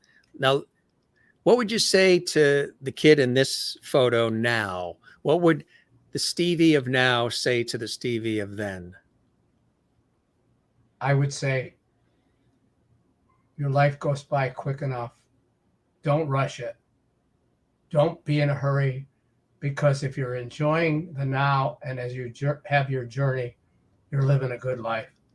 If you're waiting to be happy in the future after you get your job or your break, you're wasting a lot of time. That I've learned through experience. If you told me that then, I might flip you the bird. But is that allowed to be said? Tell us about the photo and which one is you? I'm the tall one. Of course, I didn't know how to button my jacket, as you can see. Is that your brother? Yeah. Yeah, he's we were into cowboys, Tom Mix, Roy Rogers, Lash LaRue, Lone Ranger. You know, they had serial like 15 minutes every week, Batman in Binghamton. And another person that's helped me a lot, two people, are Chip Rosenblum and his family, and my friend Scott Brittingham and John and Diane Moss. Very influential in my life. So, yeah, those are any other pictures you want to show? I'm not hearing you now. Oh, yeah. For some reason, the mic muted. That's weird. Can you read lips? Yeah, I could kind of, but I didn't know exactly. I was saying that we've got a few more, but I think you were going to do a poem during the show, too, which is kind of nice. But here's a few more. Maybe you can take us through them. That's the cover to Scrambled Eggs. Thank you, Shannon Pollard and John Tiven. Tell the audience what Scrambled Eggs is about. It's my record. Scrambled Eggs was originally actually dedicated to Paul McCartney, because that was the original title of Yesterday. Yesterday was Scrambled Eggs. And so I don't know if he knows that, but that's why I named it that. And it's an album I do records with a lot of people. You probably see it. Frank Black, I think Brian may be on that one. It's just wonderful. Oh, we saw that. And look at this one. Oh, yeah. This is something that Al Gomes, Mark Lynette, mostly Al Gomes and Connie put together. And I was nominated for a Grammy. I did not win, but I was very excited. And I got some wonderful artists, as you can see on there. Stacy Keach, Samaire Armstrong, Ralph Brown from the UK, wonderful actor. Just so many, Marilyn and Daniel, and the bartender from Friends, my buddy that passed away, that we love so much. Oh, yes, right. Yeah. Yeah, and Michael. Yeah. And Jen, and there's a lot of different artists on this record. I was very excited to do this. That's incredible. It's the fact I was even nominated. Hey, you don't win, it's an honor. That's incredible. For a spoken word. Oh, this is my friend John Robertson painted this painting of me and Dennis. I think it's amazing. And we did it with some of the A Time to Live in Dreams. It's quite a interesting poster, and they're two separate paintings, but he put it together for this for me. It's and Dennis Wilson. Wow, yeah, but it's fantastic. Realistic. It's not like making you look overhand. It's a real. I like the fact that there's cuts and lines, and it gives the art something that I like. That's really fantastic. Do you like that one? Yes, I think that's fantastic. John Robertson is his name. Really, really fantastic. Yeah, it's amazing, huh? Yeah. Al Jardine. Well, I have a good story with Al Jardine if you're interested. Yeah. Did you hear about that he played the Henry Miller Theater in Big Sur? He did a big concert. Mm-hmm. Well, he picked me to be the opening act. I did like 30 minutes of poetry, and I had a couple instruments, and and then I performed in the Postcard from California, my two songs, because Alec Baldwin we couldn't get. Although I said, when they asked me what I thought of Alec Baldwin, I said he did it almost as good as me. Of course, I was kidding. But they must think I'm an egomaniac. But it was, and that's a great guy. South Downs Way in the United Kingdom, Peter Lacey, Paul Adsett introduced me to him, and we did a great album together about the dead soldiers in Somme, the Battle of Somme, which is one of the most brutal battles in the war way back, so many people. Yeah. And we were in the foxholes, and I wrote a song and a series of songs, and he did the music. Great memory in my life. This is my new record with Adam Marsland. He is an incredible artist, and I recited it. I painted that cover too. I like that kind of painting. Yeah. And he produced me, and we did a record together, and it's still available for downloads. I don't think we did hard copies yet. Maybe one day he'll release it to me, and I can get Carol or one of my labels to put it out as a limited edition CD or vinyl. And it's spoken word. You can find some of it online, and I can play it or show it. But I like it a lot. It's really good. He's a wonderful guy. That's my paintings with John Robertson, the one, my mentor. We did a series of paintings to my poem, If You Knew. And I'll send you the video, or did you see it, that you can play with the drum beat on it. And no, I didn't see that yet. No. I wish I'd send you that. I don't know how to do it now, or I would send it. Is there a way to do it? Yeah, maybe at some point we'll, maybe when we have you back, we can throw that in. And I'll send it to you in the meantime, and then you'll go it, right? Yeah. Exactly. So we did like 30 paintings, and they're like 3 feet high, but thick. So we did it as a book, but we were going to sell it like for a huge amount of money, but rather than separately. So as I recite, we had a drum beat. It wasn't Densmore, but we could get Densmore to do it. And so that is that poem, If You Knew, that P.F. Sloan did and that Brian did on World of Peace, I also put in a book of paintings, which is, they go for a few thousand each. So that would be 30 paintings, be like maybe 100,000. Well, at that point, what they were asking, but I don't know. I'm not doing it for the money, but I'm just telling you what the situations were with dealing with the other artists. That's me at about 20 early 20s when I first signed with the Beach Boys. Strange looking character. You like the granny glasses? Strange looking character. You're funny. I had them before John Lennon. I love those glasses. I miss them. I had this Dr. Levy that used to make them for me. And what dreams was that kid having at that time? What was he dreaming about?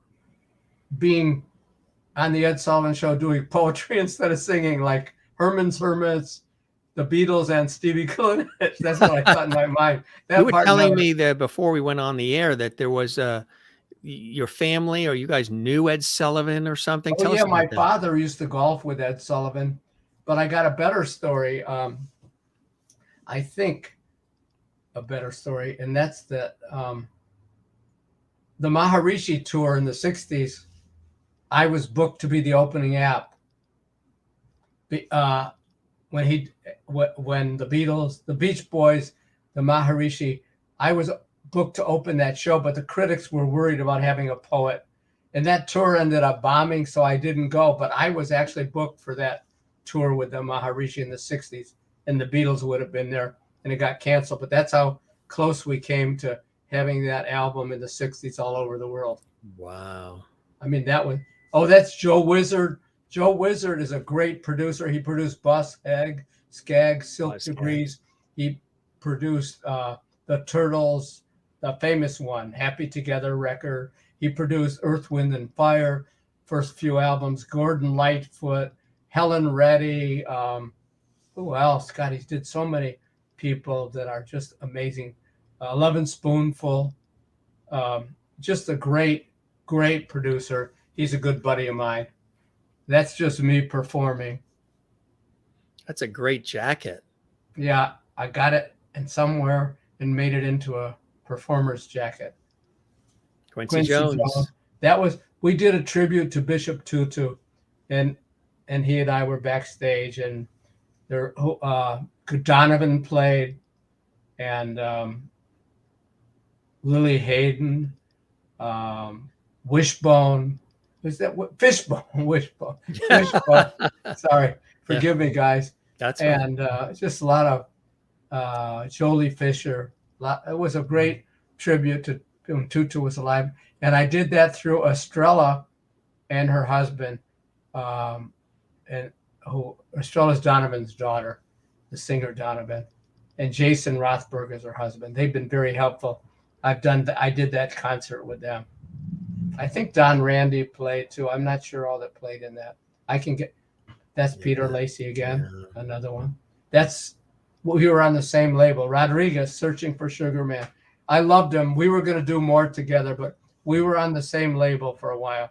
And I met his daughter. What a wonderful guy. Sad, you know the story, right?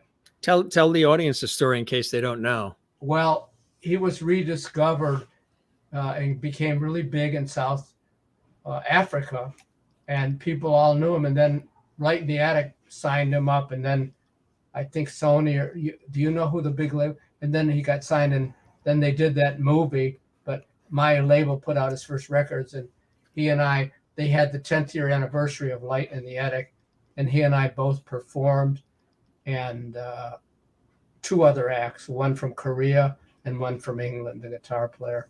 And it was a wonderful, wonderful show and event. A wonderful guy. That is Mark Stephen Weiss, who wrote Incense, Peppermint, the Strawberry Alarm Clock. Once a year, I go to the Whiskey, and they did put music to my song, one of the Galactic Symphonies. And if you want me to do one later, I will. Oh, that'd be great. Yeah. After we show these. But you missed Tower Records, and so do I. Yeah. Well, one week when they did the online, the president put me as the artist, and that's the picture from that. I couldn't find the captions though. And you had said, I miss Tower Records, and so do I miss it so much. Yeah, it was such a wonderful experience. What a cool shot this is. Andy Marks took it, I think. Looks like something that would be in the New Yorker magazine. Either Andy Marks took it or Alan Boyd. I don't really remember, man. But whoever you are, I loved it. Is that a great shot? Yeah, and you notice it's the Friends album that they wrote in that magazine about that I have the songs on. That's me with one of my paintings. How did you pick these? I tell you, I dug. I used my journalistic background and dug in there. And do you like? Oh, that's the cover of World of Peace, and it's available on vinyl, and I think still CD, probably online. That's fantastic. I love that cover. Missy, Billy Bentley's wife, Melissa Wilson Bentley, did the layout for that and the color, whatever you call that painting. And that's my handwriting on the side. That was Billy's idea. And the back cover was done by Reiner, my ex-wife. Really fantastic. And there's that. That's another picture from that young period. Guy. Right. There's my Renee. We were married for a while, but we became lifelong friends, and I really miss her. She's passed away. She was a wonderful artist, an inspired person, and I think she was so kind to more people than anyone I ever met in my life. Yeah. A really sweet person. And that's from an article they had in Seattle Weekly with that James Barr, the music critic. He picked us as one of the top 10 that year, World of Peace. And that's a major. Seattle Weekly is like a big thing. That last one. Oh, there's another one. That's a beautiful shot of you guys. Yeah. Yeah. That's her. Quite an honor. And the one before it was my record with John Tiven, The Essential Yo Mama. And if you have the back cover there, it tells you all the artists that are on it. Wow. And I did the painting. You did that too? Yes. That's Gottfried Helnwein, an amazing artist, a very good friend of mine, and his wife. And his son Ali scores movies, and his sister Mercedes is a painter. And Cyril Helnwein is an incredible photographer, and their brother Ami is a great writer. A lovely family. And that's the Beach Boys. Well, I have a song on that one. You do? Which one? What song? Child of Winter. Oh, yes. Yes. Tell us about that song, because that's a fantastic song. Did you see the one by, is that the one by Brian? Yeah. Child of Winter. They never got much promotion in 74, but I wrote this song with Brian, and Wendy and Carney were just little, and I played the kazoo on the original version, and that was that version that you're seeing. And it was a wonderful, we just had that idea of having fun with the kids in the studio. It was like, child of winter, child of the snow, making a snowman that no one, and we just had a sweet, for kids it was mainly. But I love that record, and Rachel did just a great job of it. There's a video of it on that one. I don't know if you remember that record or not. Yeah. It's a great record. It's fun. Yeah. I think it's a fantastic song. Very special. I tell you, you've had your hands in so much music over the years. Did you want to do a poem for us? Well, you got time? Oh, sure. Absolutely. Yeah. I'll go as long as you can do anything you want to do. I would like to do one of the Galactic Symphonies. Do I just look at the camera? Absolutely. Yeah. Okay. Yeah. Here we go. 3, 2, 1. This one is called The Magic Hand. Never before in galactic span, actually it's called A Tale of Man, sorry. Never before in galactic span has been told the tale of man.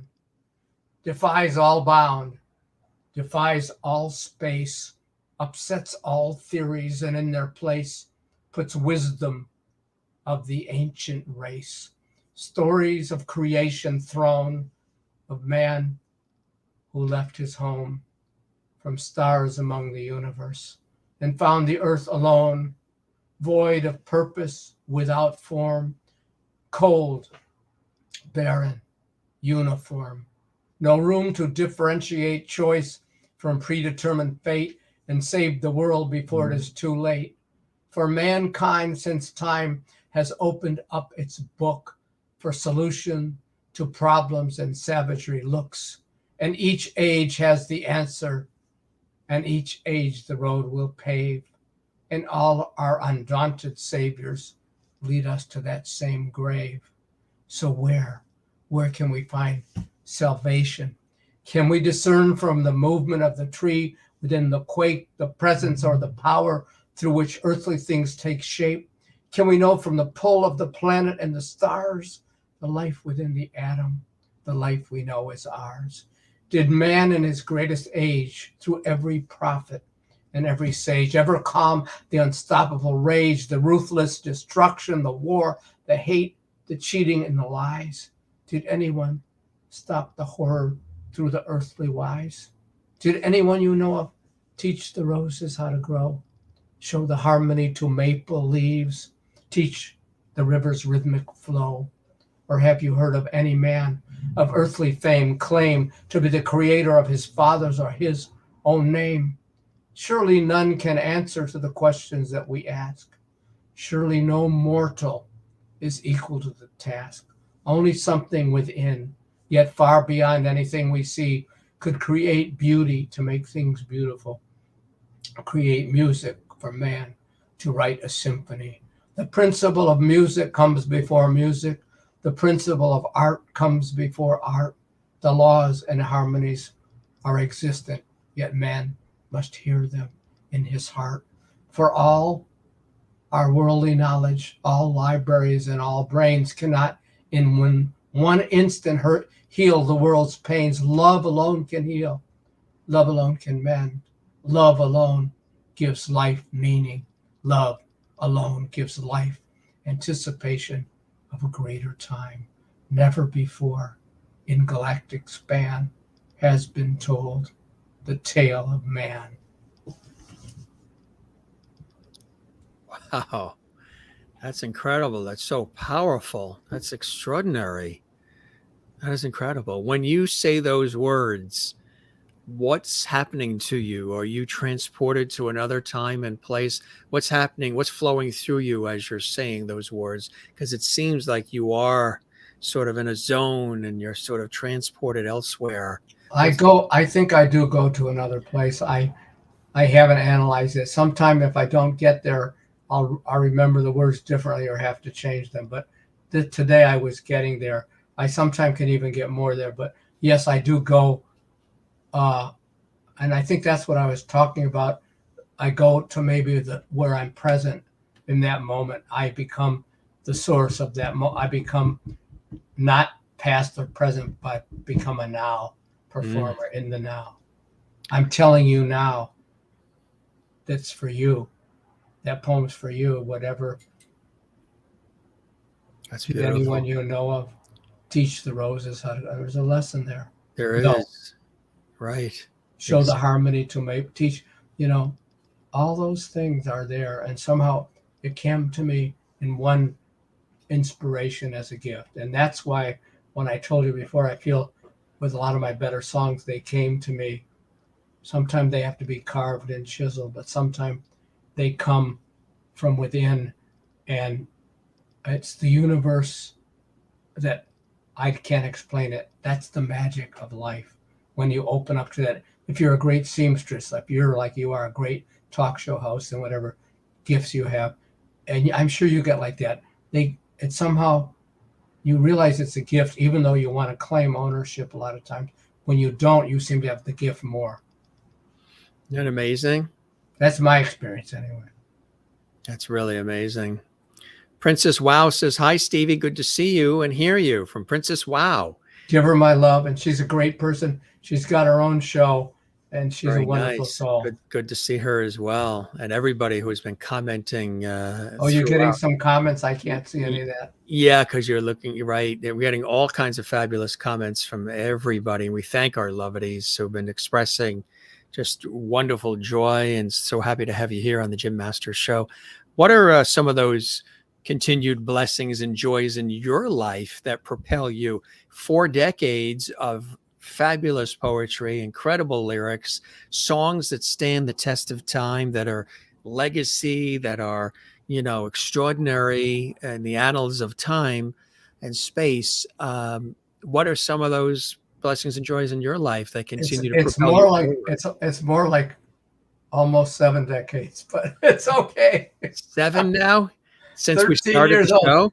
show? Yes, Yeah, that's right. If you go back to that, if you go back yeah. to 13, yeah, But 7 decades. I I have hope a they lot gave of. you a gold watch at least. I'm not looking for that, but I'd like to get something like I'd like to just A milkshake. I'd like to flip into the zone. But one of the things I'd like to say, of all the songs and all the things, I love the song that Dennis and I did called "My Love Lives On," and it's on one of the vinyls. And that was a song of total commitment, because even though Dennis is gone and PF is gone, my love lives on, my love remains. And when I feel down, I feel their presence. I wish they were here in the flesh, though. I really do miss that. But the fact is that the love remains through all crisis, through everything. And when we go, the love we give that really is. And, the Beatles said that, the love you take. But my thing is similar, but I think it lives on. So the songs that really touch us, that can change our lives sometime, alter our moods, stimulate us. I think that's an important part of life and doing something. I think it's a song that continues to create reaction and action in people. So art has that capacity in a good form: a poem, a song, a painting, a kindness, or the art of how to keep your house clean in a certain way that makes everybody lighter, how you do good for someone but they don't feel your presence. The less you put your weight on things, the more magical life can become, from my experience. That's so beautifully said, and it's so very, very true. And I think a lot of people listening right now, watching, are touched by that. And I think everything has been full circle, even in this conversation, and sort of coming back to the place where we began, about the lightness and achieving the lightness. It's amazing. I think you're right. I want to say another thing. I don't usually talk about this, but I think it's important. And if you think so, tell me. The people who have been nasty with me, critical, they said about the McCartney song that it's sappy. Like, my first reaction was to be hurt way years ago, and then to want to defend myself. But what I've come to is that they've helped me to realize that I can't react to what other people are thinking all the time. Now, sometimes they may be right, something to learn from, but rather than to defend all my positions, is to learn to separate myself and look at it and just allow that I may not be able to correct that way that person thinks about me. I may never be able to, but I don't want to carry that weight. Even if I did something wrong, I don't want to carry the weight of that, but I would like in the future not to do that, or not to be burdened by if someone doesn't like me or thinks I'm bullshit or whatever they might think. Allow that. It's okay. And that's not always easy. I had talks with my friends. They said, it doesn't matter what people think about you. You don't have to say all the people you know. You can, what is important is one-on-one, how I am with someone if I never wrote a song and never painted a painting. Right. I think that all this is applicable wherever I am and whatever I do. Exactly. I don't know if that makes sense or not. Oh, it does. Absolutely. Very much so. What are some things that are coming up that you're excited about, that you're working on, that you wanted to possibly share with us? I'm excited about my record with John Tiven that I did in Nashville. I'm excited that I'm doing an album. It's almost done with Ralph Stevens, and we've got some incredible poems and songs on there. Ralph Stevens is a wonderful composer, producer, arranger. I've been friends with him for 40, 50 years. Just a wonderful guy. And Ralph Stevens. And also I did a video. There is a wonderful director, producer, Peter Spirer, Spirer, I think is his name. It's called I Want to Say. There is some language that's not perfect language, but from me. But I love the record and I love the videos, and I'm really excited that those are coming out. And I'm excited that I might have this art show in LA at the Wolf Gallery with Ernie Wolf, and that I'm all the people who've been so supportive. And I'm excited about painting, and I'm excited about trying to feel better and to make a contribution in some way, and not to be fearful with death or life, and to try and live my fullest, although I know I always can fall short, but to do the best I can and to have some happiness and joy. And not, that's what I'd like to do. And I hope some people will follow what I'm doing and get excited about it, want to hear more or come to my shows or participate. I'm not doing as many live.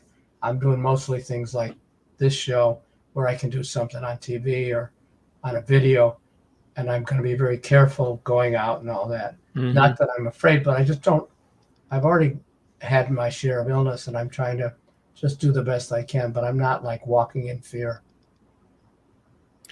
What would be something that you would want to say maybe about our conversation or the show or anything that you wanted to leave us with, my friend? I would like to say to you that I'm very grateful that I got the opportunity to present some of my ideas and to hear some of your ideas. And I love doing the show. And I would say, don't follow me or what I'm saying, but find within your own heart, your own consciousness, your own path that you can travel. And if something we say in conversation or that I say touches you in a way that you can apply it to your own life, I would love that. And if any comments that you make, I'd like to know that too. And I just wish the best for everyone. Did you just win a prize, or is your souffle ready in the oven with that beeping? With that what? That beeping. Was that? Oh no, I didn't. What did you hear? Beep beep beep beep. It could be my monitor to check my diabetes, but I don't need. Has it stopped, or should I go turn it off? No, it stopped, but it's probably maybe that's you do it. It's okay. I'm not. I'm feeling good. You're good. You're feeling good. Yeah, I don't have to do it. You could ask me anything more. You're nice. Anything you want. Nice and balanced. You know who was with us tonight? Mr. George Burns. Hey, George. I enjoy your work. He's here with a cigar and his hanky. And he always told me, he said, I'm excited if I just get up in the morning. Right. Exactly. I like George. George looks like $1 million, doesn't he? Yeah, he looks great. He looks the same. He said you knocked it out of the park, and he said the conversation was extraordinary, and he loved it, and he wishes you all the best. And he's down here with his martini and a cigar. He's sort of down there hanging out. That's okay. He's got his own space. He's got his own space. Do you know that we chatted for 1 hour and 45 minutes straight?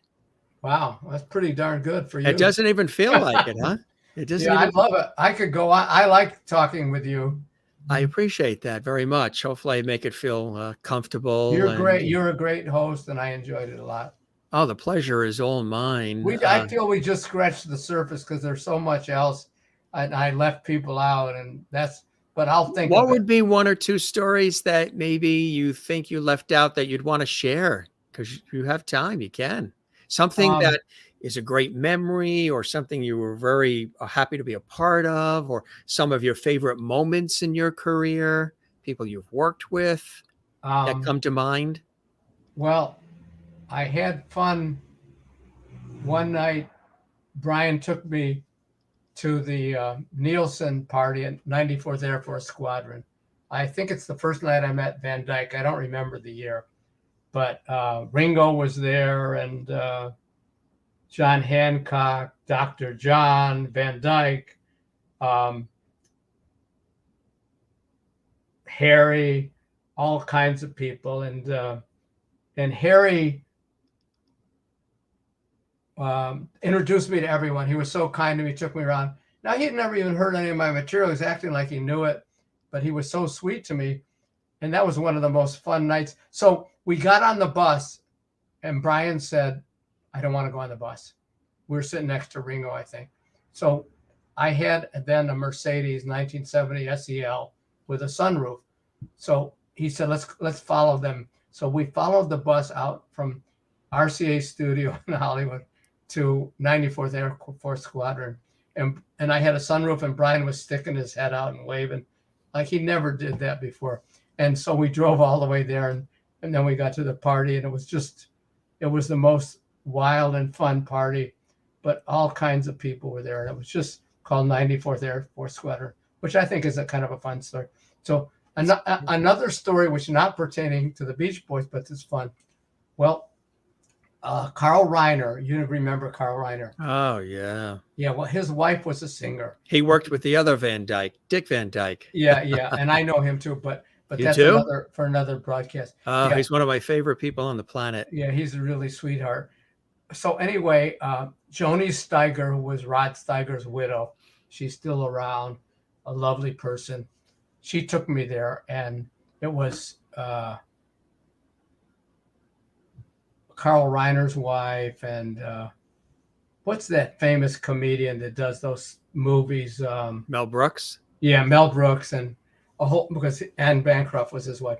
And so Mel comes up to me, and Joni says he's a songwriter.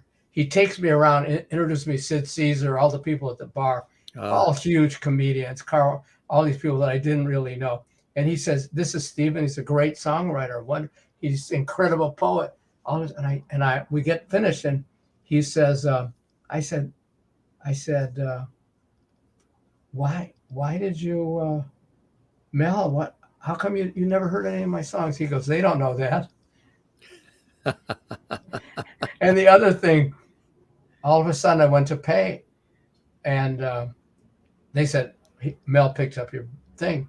And I said, "Joni, I just met him." Yeah. She said, "No, that's not what happened." She said, "He said, everyone this side of the line," and he pointed on the table, I'm buying. And I happen to be, she said, "You were on the right side of the line." So I think those are two funny stories that I experienced. Those are quick ones, but aren't they kind of lighthearted? Oh, yeah, absolutely. Have you ever thought of writing a book?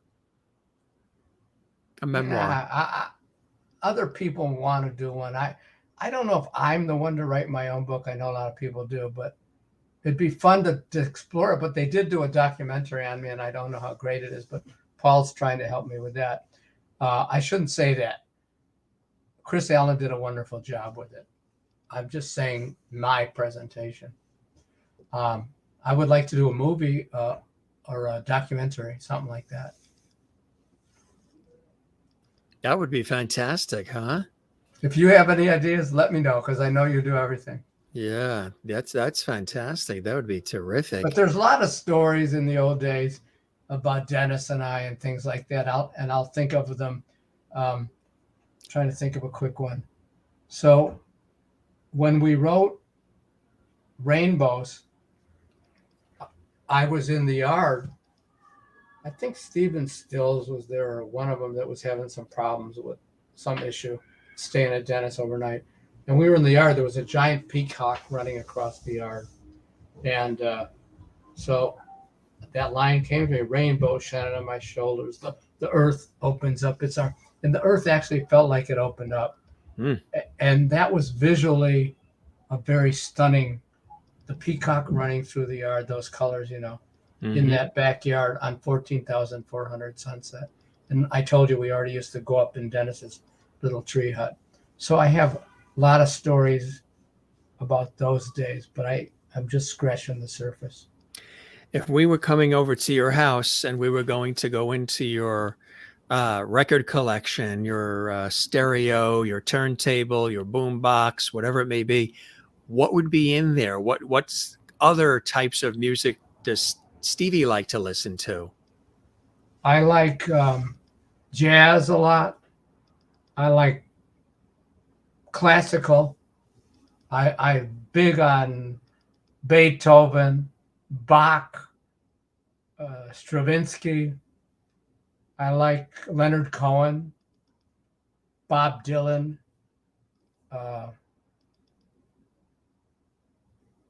I like all the blues old artists. Don Covey, Wilson Pickett, Steve Cropper. Is there anybody that you ever wished that you would have had an opportunity to write for, to be a collaborator of, whether they're still here and or maybe they're no longer here? Boy, it would be great to work with them, and or it would have been great to work with him or her. I wish I could have met Einstein. Well, if you take the headphones and the hat off, you look like him. I got to see that preview first, folks. Oh, yeah. Who would I have liked to have met? I think I would have liked to have met Kennedy, John F. Kennedy, Walt Whitman, Rilke, the poet Rilke. Yeah. Moses. What a list, huh? Moms Mabley. Ah, wow, yeah. Just this, I'm so interested. I love also Zydeco music. I like the hillbilly music, a lot of it. And I like picking. I can't do it, but I like it. Ozark style and stuff. I find it authentic. Yeah. And I did like stuff that you don't hear much of these days, but that kind of music that a lot of people don't like Enya. Do you remember that? Oh, yeah. Those big. I think that's great. Yeah. What's that other one? Her husband does films, the Danish or something. You know, she does those. Not Sissel. Huh? Sissel? No, the one from Denmark or something. She was in one of those movies. Bjork. Oh, yeah, sure. I love, stuff that you wouldn't. Those big sort of. And I like some spoken word records. I like Leonard Cohen a lot. Do you like harmony? Do you like choral? I love harmony too. Yeah. I love Beach Boys. I like Crosby, Stills and Nash. I like Kingston Trio a lot. I like those kind of records. What about people like Henry Mancini? I love Henry Mancini too. My friend Al worked with him a lot. I'm just not thinking of everything, but I'm trying to think of something that, and I do like some of those kind of instrumental and and I like those listening. The Jewish kind of like, or the da da da da da da da, like some of those big, and I like klezmer bands, stuff like that. They're PF would incorporate. Sometimes they're a lot of fun. I like fun music too, and I like banjo. I like joyous music, and I like children's songs. Some of them. Do you like Christmas music? I love it. I love it. I love sitting around. Me too. It gives me a good feeling. Even watching old Christmas movies. That's why we wanted to do Child of Winter. Make it a little more lighthearted than a heavy. Right. And I wrote a Christmas song with Carney's husband called "Christmas Isn't Christmas Without You." I think that's available out there. Yeah. Yes. And Child of Winter. So we've done a few Christmas. I did one which I'll send you sometime. It's about 9 minutes, and Ollie Hellnine did the version, the last version. It's called "The Magic Violin." It's about a deaf mute child that believed in a magic violin, and he had an energy release and got his hearing back. It's just medically, it may not be sound, but it's a nice story. But still, it's a nice story. I'll and send touching. that to you too. Yeah, I'd love to hear it's that. Very touching. And I got a song in there that I wrote, which I never do. I'll tell you one of them. It was the violin that played by itself, and it just gives you the story. This is my melody too, or lack of melody. In a little cobbler shop across the sea, a violin sat upon the shelf, and on Christmas Eve, When the cobbler went to sleep, the violin would play by itself. It would play a lover's song. It would play a melody. It would make the squirrels dance by the old oak tree. Deep in the forest, its music could be heard by the deer and the rabbit and the hummingbird. Tra-la-la-la, la-la-dee-dee. The violin was playing a rhapsody. That's one of the verses and choruses. So the violin starts playing late at night, and it plays that song by itself. It takes the bow and plays itself and plays that. You know, you can hear how that could go. And then when the clock strikes at midnight, the end of Christmas, it stops. And no one ever really heard it in that village, but people claim to have heard it. But this boy hears it. And through that, he has an emotional release. And I don't know if it's medically sound, but that's what I'm saying. And the wax and stuff in his ear releases, and he gets his hearing back. So it's a magical story, but whether it's accurate, because all those societies are going to come, but it's still worth doing as long as I explain it to those kind of groups. But so it's kind of a magical story. Is your mind always going? And if so, what do you do to calm, to balance, to when you're wanting to get away from music and away from poetry and just do something different? What are some of the things that you do to find solace, peace, quiet, and balance? Not that you don't find that in doing the work that you do as a poet, as a lyricist, but when you're saying, okay, I want to shut that off today and I want to do something else, what do you do? I do another kind of stillness. I breathe through my nose. I breathe out my mouth. I breathe in 3 seconds. I'll breathe out 6. I do twice as much as I breathe through my nose. I breathe out, try to stretch the breath, and I try and relax my body. I'll sit in a chair, and any thought that comes, I'll release it. I won't entertain it. Any music, I will not entertain it. And either I go into, like, I am present now. I am in the present, and I'll say it till I don't have to say it, and I'll release it, and then a quiet comes over me. Sometime I'll fall asleep. Sometime I'll come out of a sort of a trance. It's similar to meditation. It's my form of a stillness. It's like an active stillness, but it's not doing the act. Right. It's just finding that space in yourself where the stillness is, rather than shutting off. It's like taking that energy, going into I breathe in and I breathe out. Like you could say, I breathe in love, peace, and harmony, and I breathe out all the negative. And before you know it, you're relaxed. Does that make sense? All right, everybody. We're going to do that with Stevie now. He's going to do that for us so we can all breathe it in and release it. Stevie, you lead us, and we will all do it together. This is how I do it. I close my eyes and go, all right.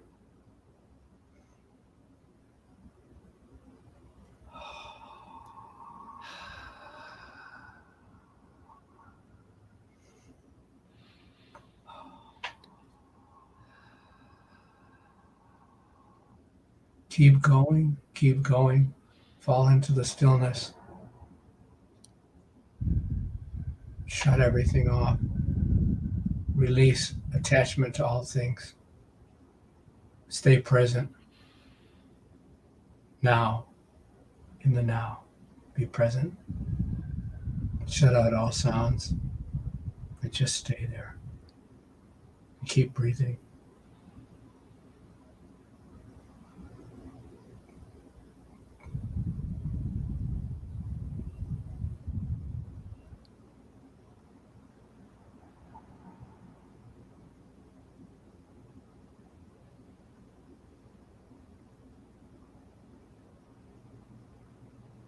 That's a little bit of it. You notice how everything becomes so peaceful and calm, and your body suddenly feels regulated, balanced, harmonious, evened out. Like anything that went on earlier in the day that might have been crazy and chaotic, all of a sudden has been softened and sort of filters out by doing that. It's extraordinary. Something as basic, simple, free, and human as what we just did. And we did it together with everybody watching live and anybody who watches this later in the archives.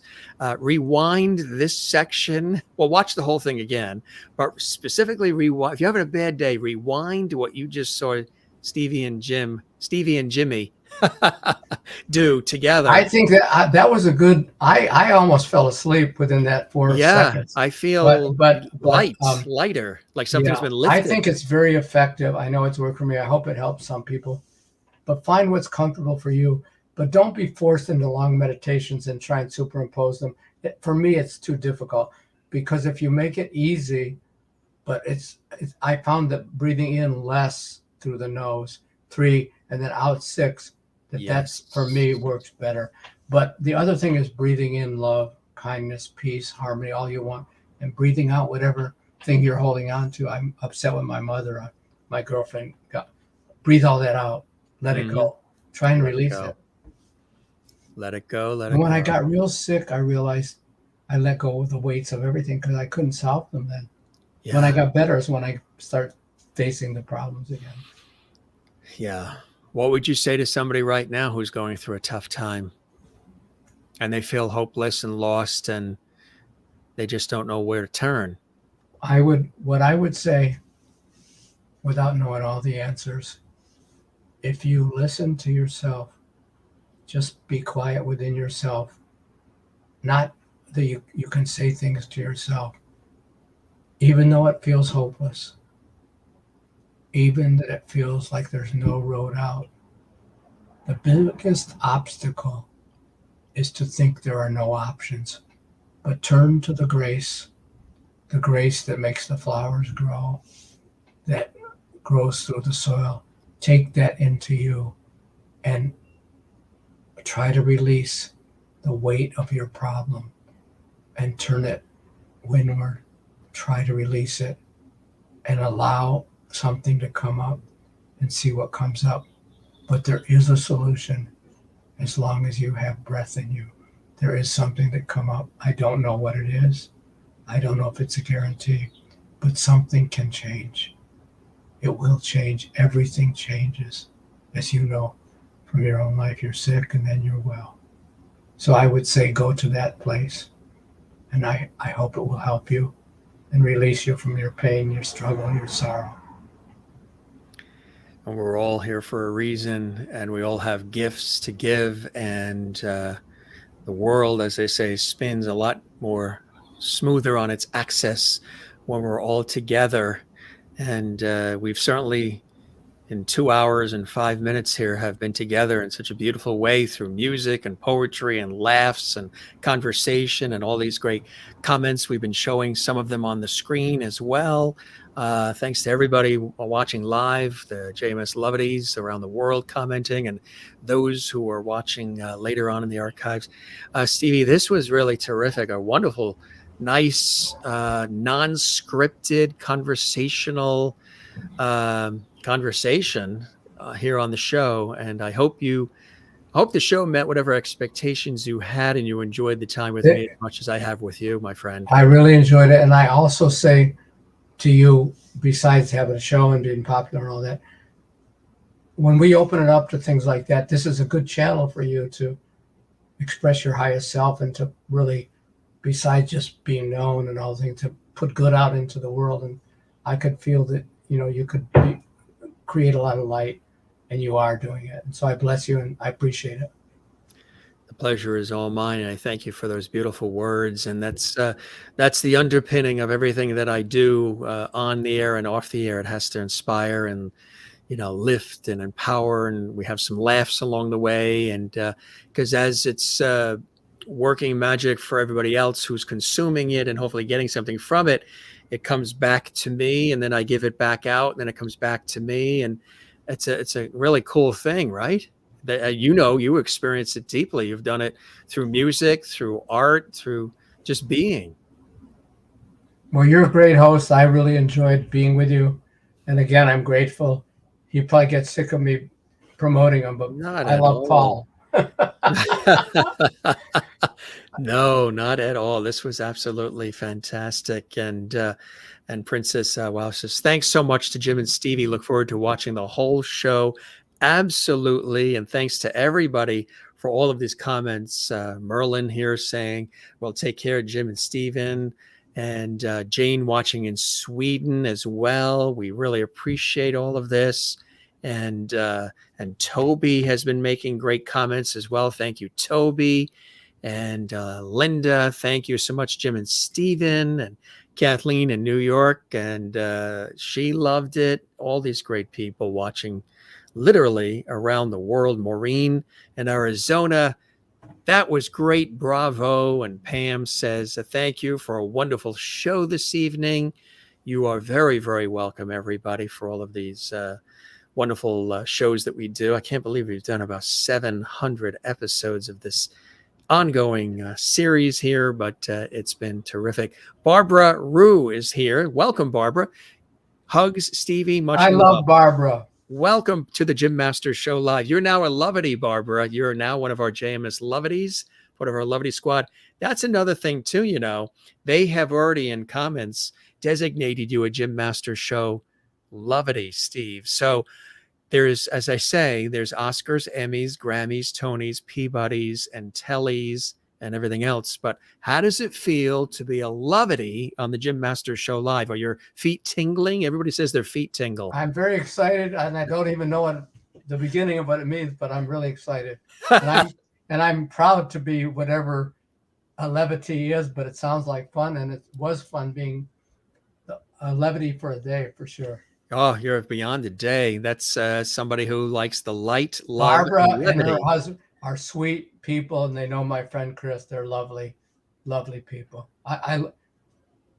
And Princess Wow is a big Hudson Valley, New York. And yeah, she's a great character, and she's got a good show herself.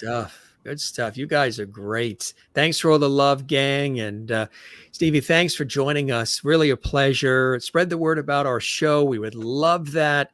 And I wish you continued blessings and joys in your life. Continue creating for all of us. And we'll be here consuming it all and enjoying it. And our lives will be enriched as a result. And let's stay in touch. And hopefully if you're back on the East Coast or I'm out on the West Coast on a TV shoot or something, we'll break bread. And I would love to do that. That would be a pleasure. Let's do a movie or something. Let's do a movie. Let's just forget about the bread.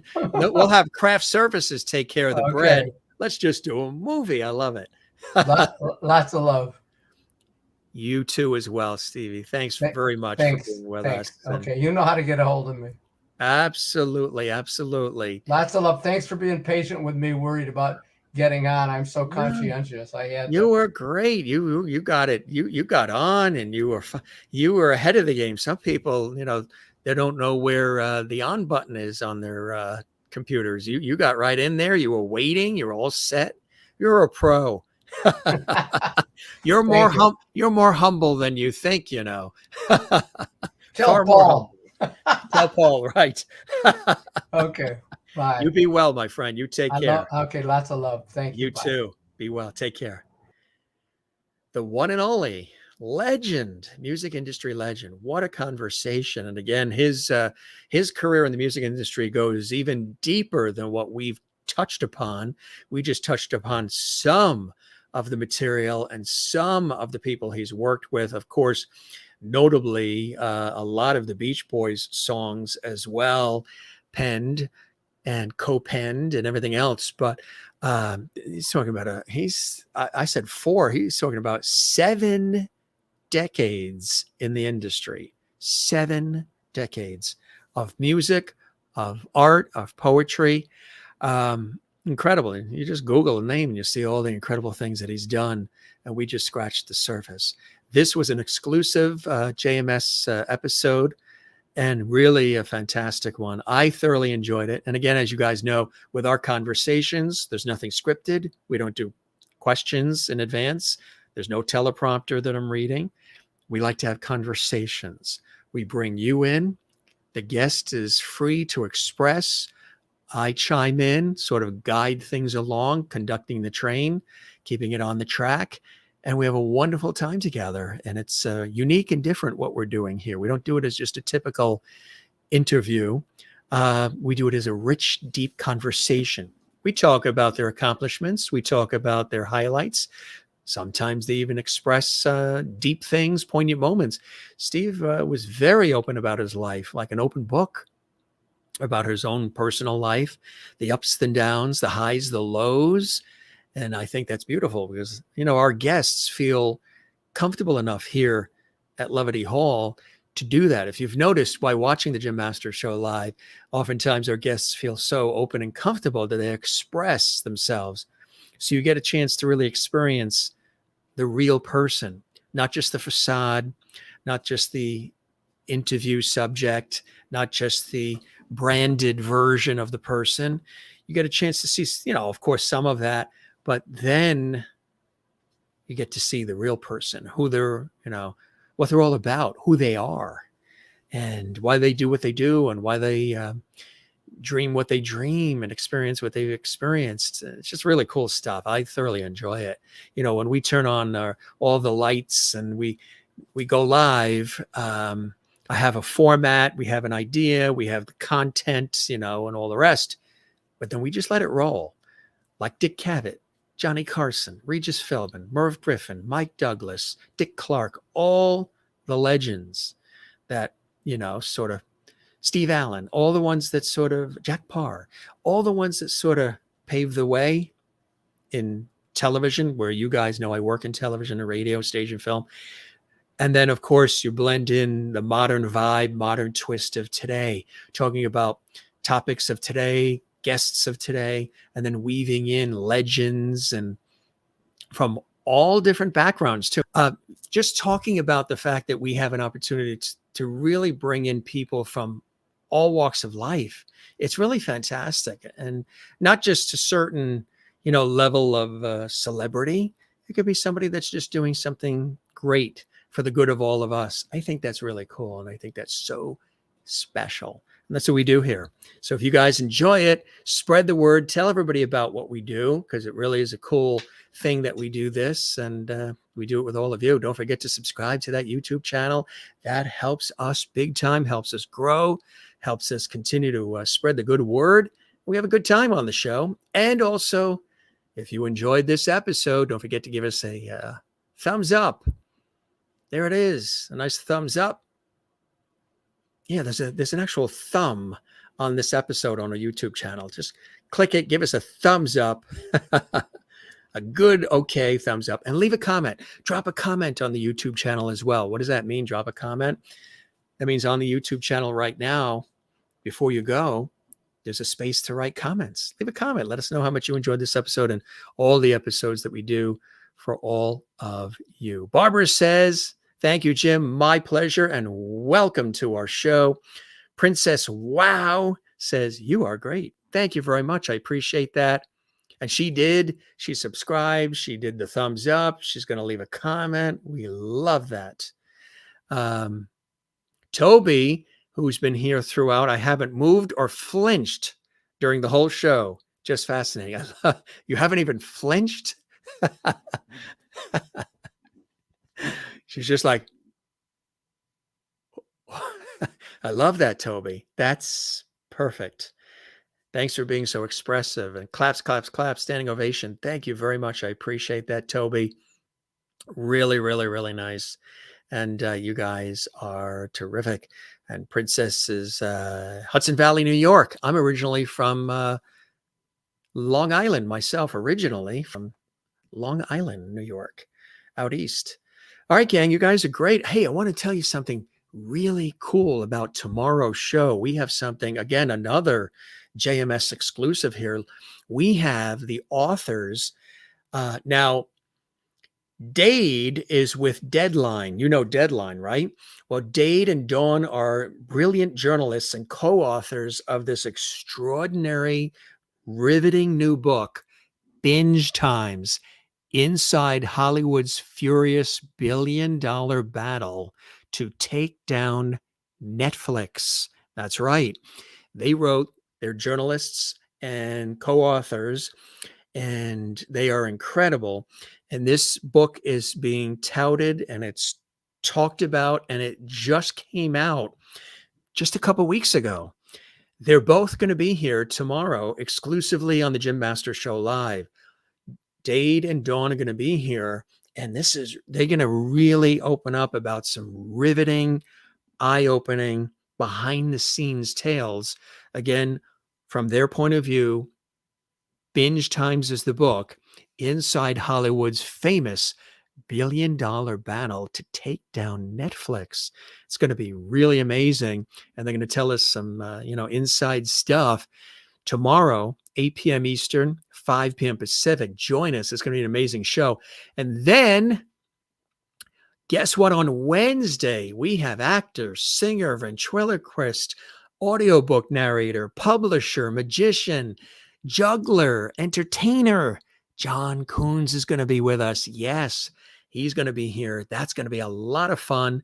Again, he's a multi-talented entertainer, ventriloquist, actor, singer, juggler, magician, publisher, audiobook narrator, everything else, writer. And he's going to be with us on Wednesday. We're very excited about that.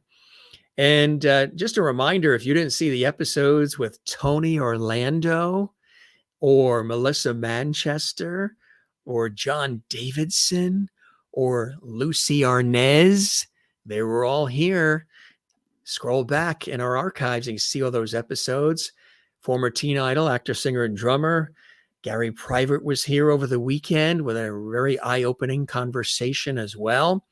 Barbara Brighton, legendary comedian, actress, singer, and Joan Rivers impersonator, is going to be with us. She's a legend in Las Vegas. She's going to be with us in just a matter of a week or so. But tomorrow night, it's going to be really, really cool when Dade and Dawn join us and tell us about Binge Times. It's going to be cool. Hey, we thank our very, very cool guests and really a legend in the industry, Stephen John Kalinich, renowned American poet, renowned lyricist, has penned so much great music, joining us here on this episode of the Jim Masters Show, live entertainment, lifestyle, variety, talk show series. Toby goes, wow, and claps. And Maureen says, you have risen to the top as the best host around. You're awesome, Sir Jim of Lovely Hall. Thank you very much. I appreciate it, Maureen. I really appreciate that. That's kind. I've been doing it a long time on TV and radio, and now I'm so happy you're discovering me here on the internet. And I appreciate your kind words very, very much. So cool to have everybody here. You guys are terrific. And claps from Jane there in Sweden, where it's like 4 o'clock in the morning. We appreciate it. And you guys are great. Thanks for joining us. We don't say goodbye here. We say see you later. Slancha, cheers, ciao, shalom, sayonara, hasta la vista, auf Wiedersehen, moi loop, catch you later. And we'll see you on the next one. All right. This is your host, Jim Masters, thanking you for your time this time. Till next time. Hope you enjoyed this episode. If you did, thumbs up and leave a comment for us, and we'll respond to you as well. Appreciate you being here. It's always a pleasure when you're here, wherever you are around the world, watching around the world. We thank you for the time, whether you're watching live or you're watching Memorex. Remember those commercials where they would try to play something that was on cassette tape, and the glass would smash in the TV commercial, and they would think it was live, but it was actually Memorex, because Memorex could be as good as live. So if you don't remember those commercials, just look on YouTube. I'm sure there's Memorex commercials on there. There's everything on YouTube, including us. I was so glad you're with us as well. Wonderful. Thank you, Princess. Wow. And thumbs up from Toby in Encino, California. All right, be well, love one another, take care of one another, and we'll see you tomorrow. We'll be here for those watching live. If you're watching in the archives, not live, stay right here. There's another episode of the Jim Master Show Live coming up for you and you and you and you right here and right now. Thanks so much, gang. We love you all. Take care and cheers.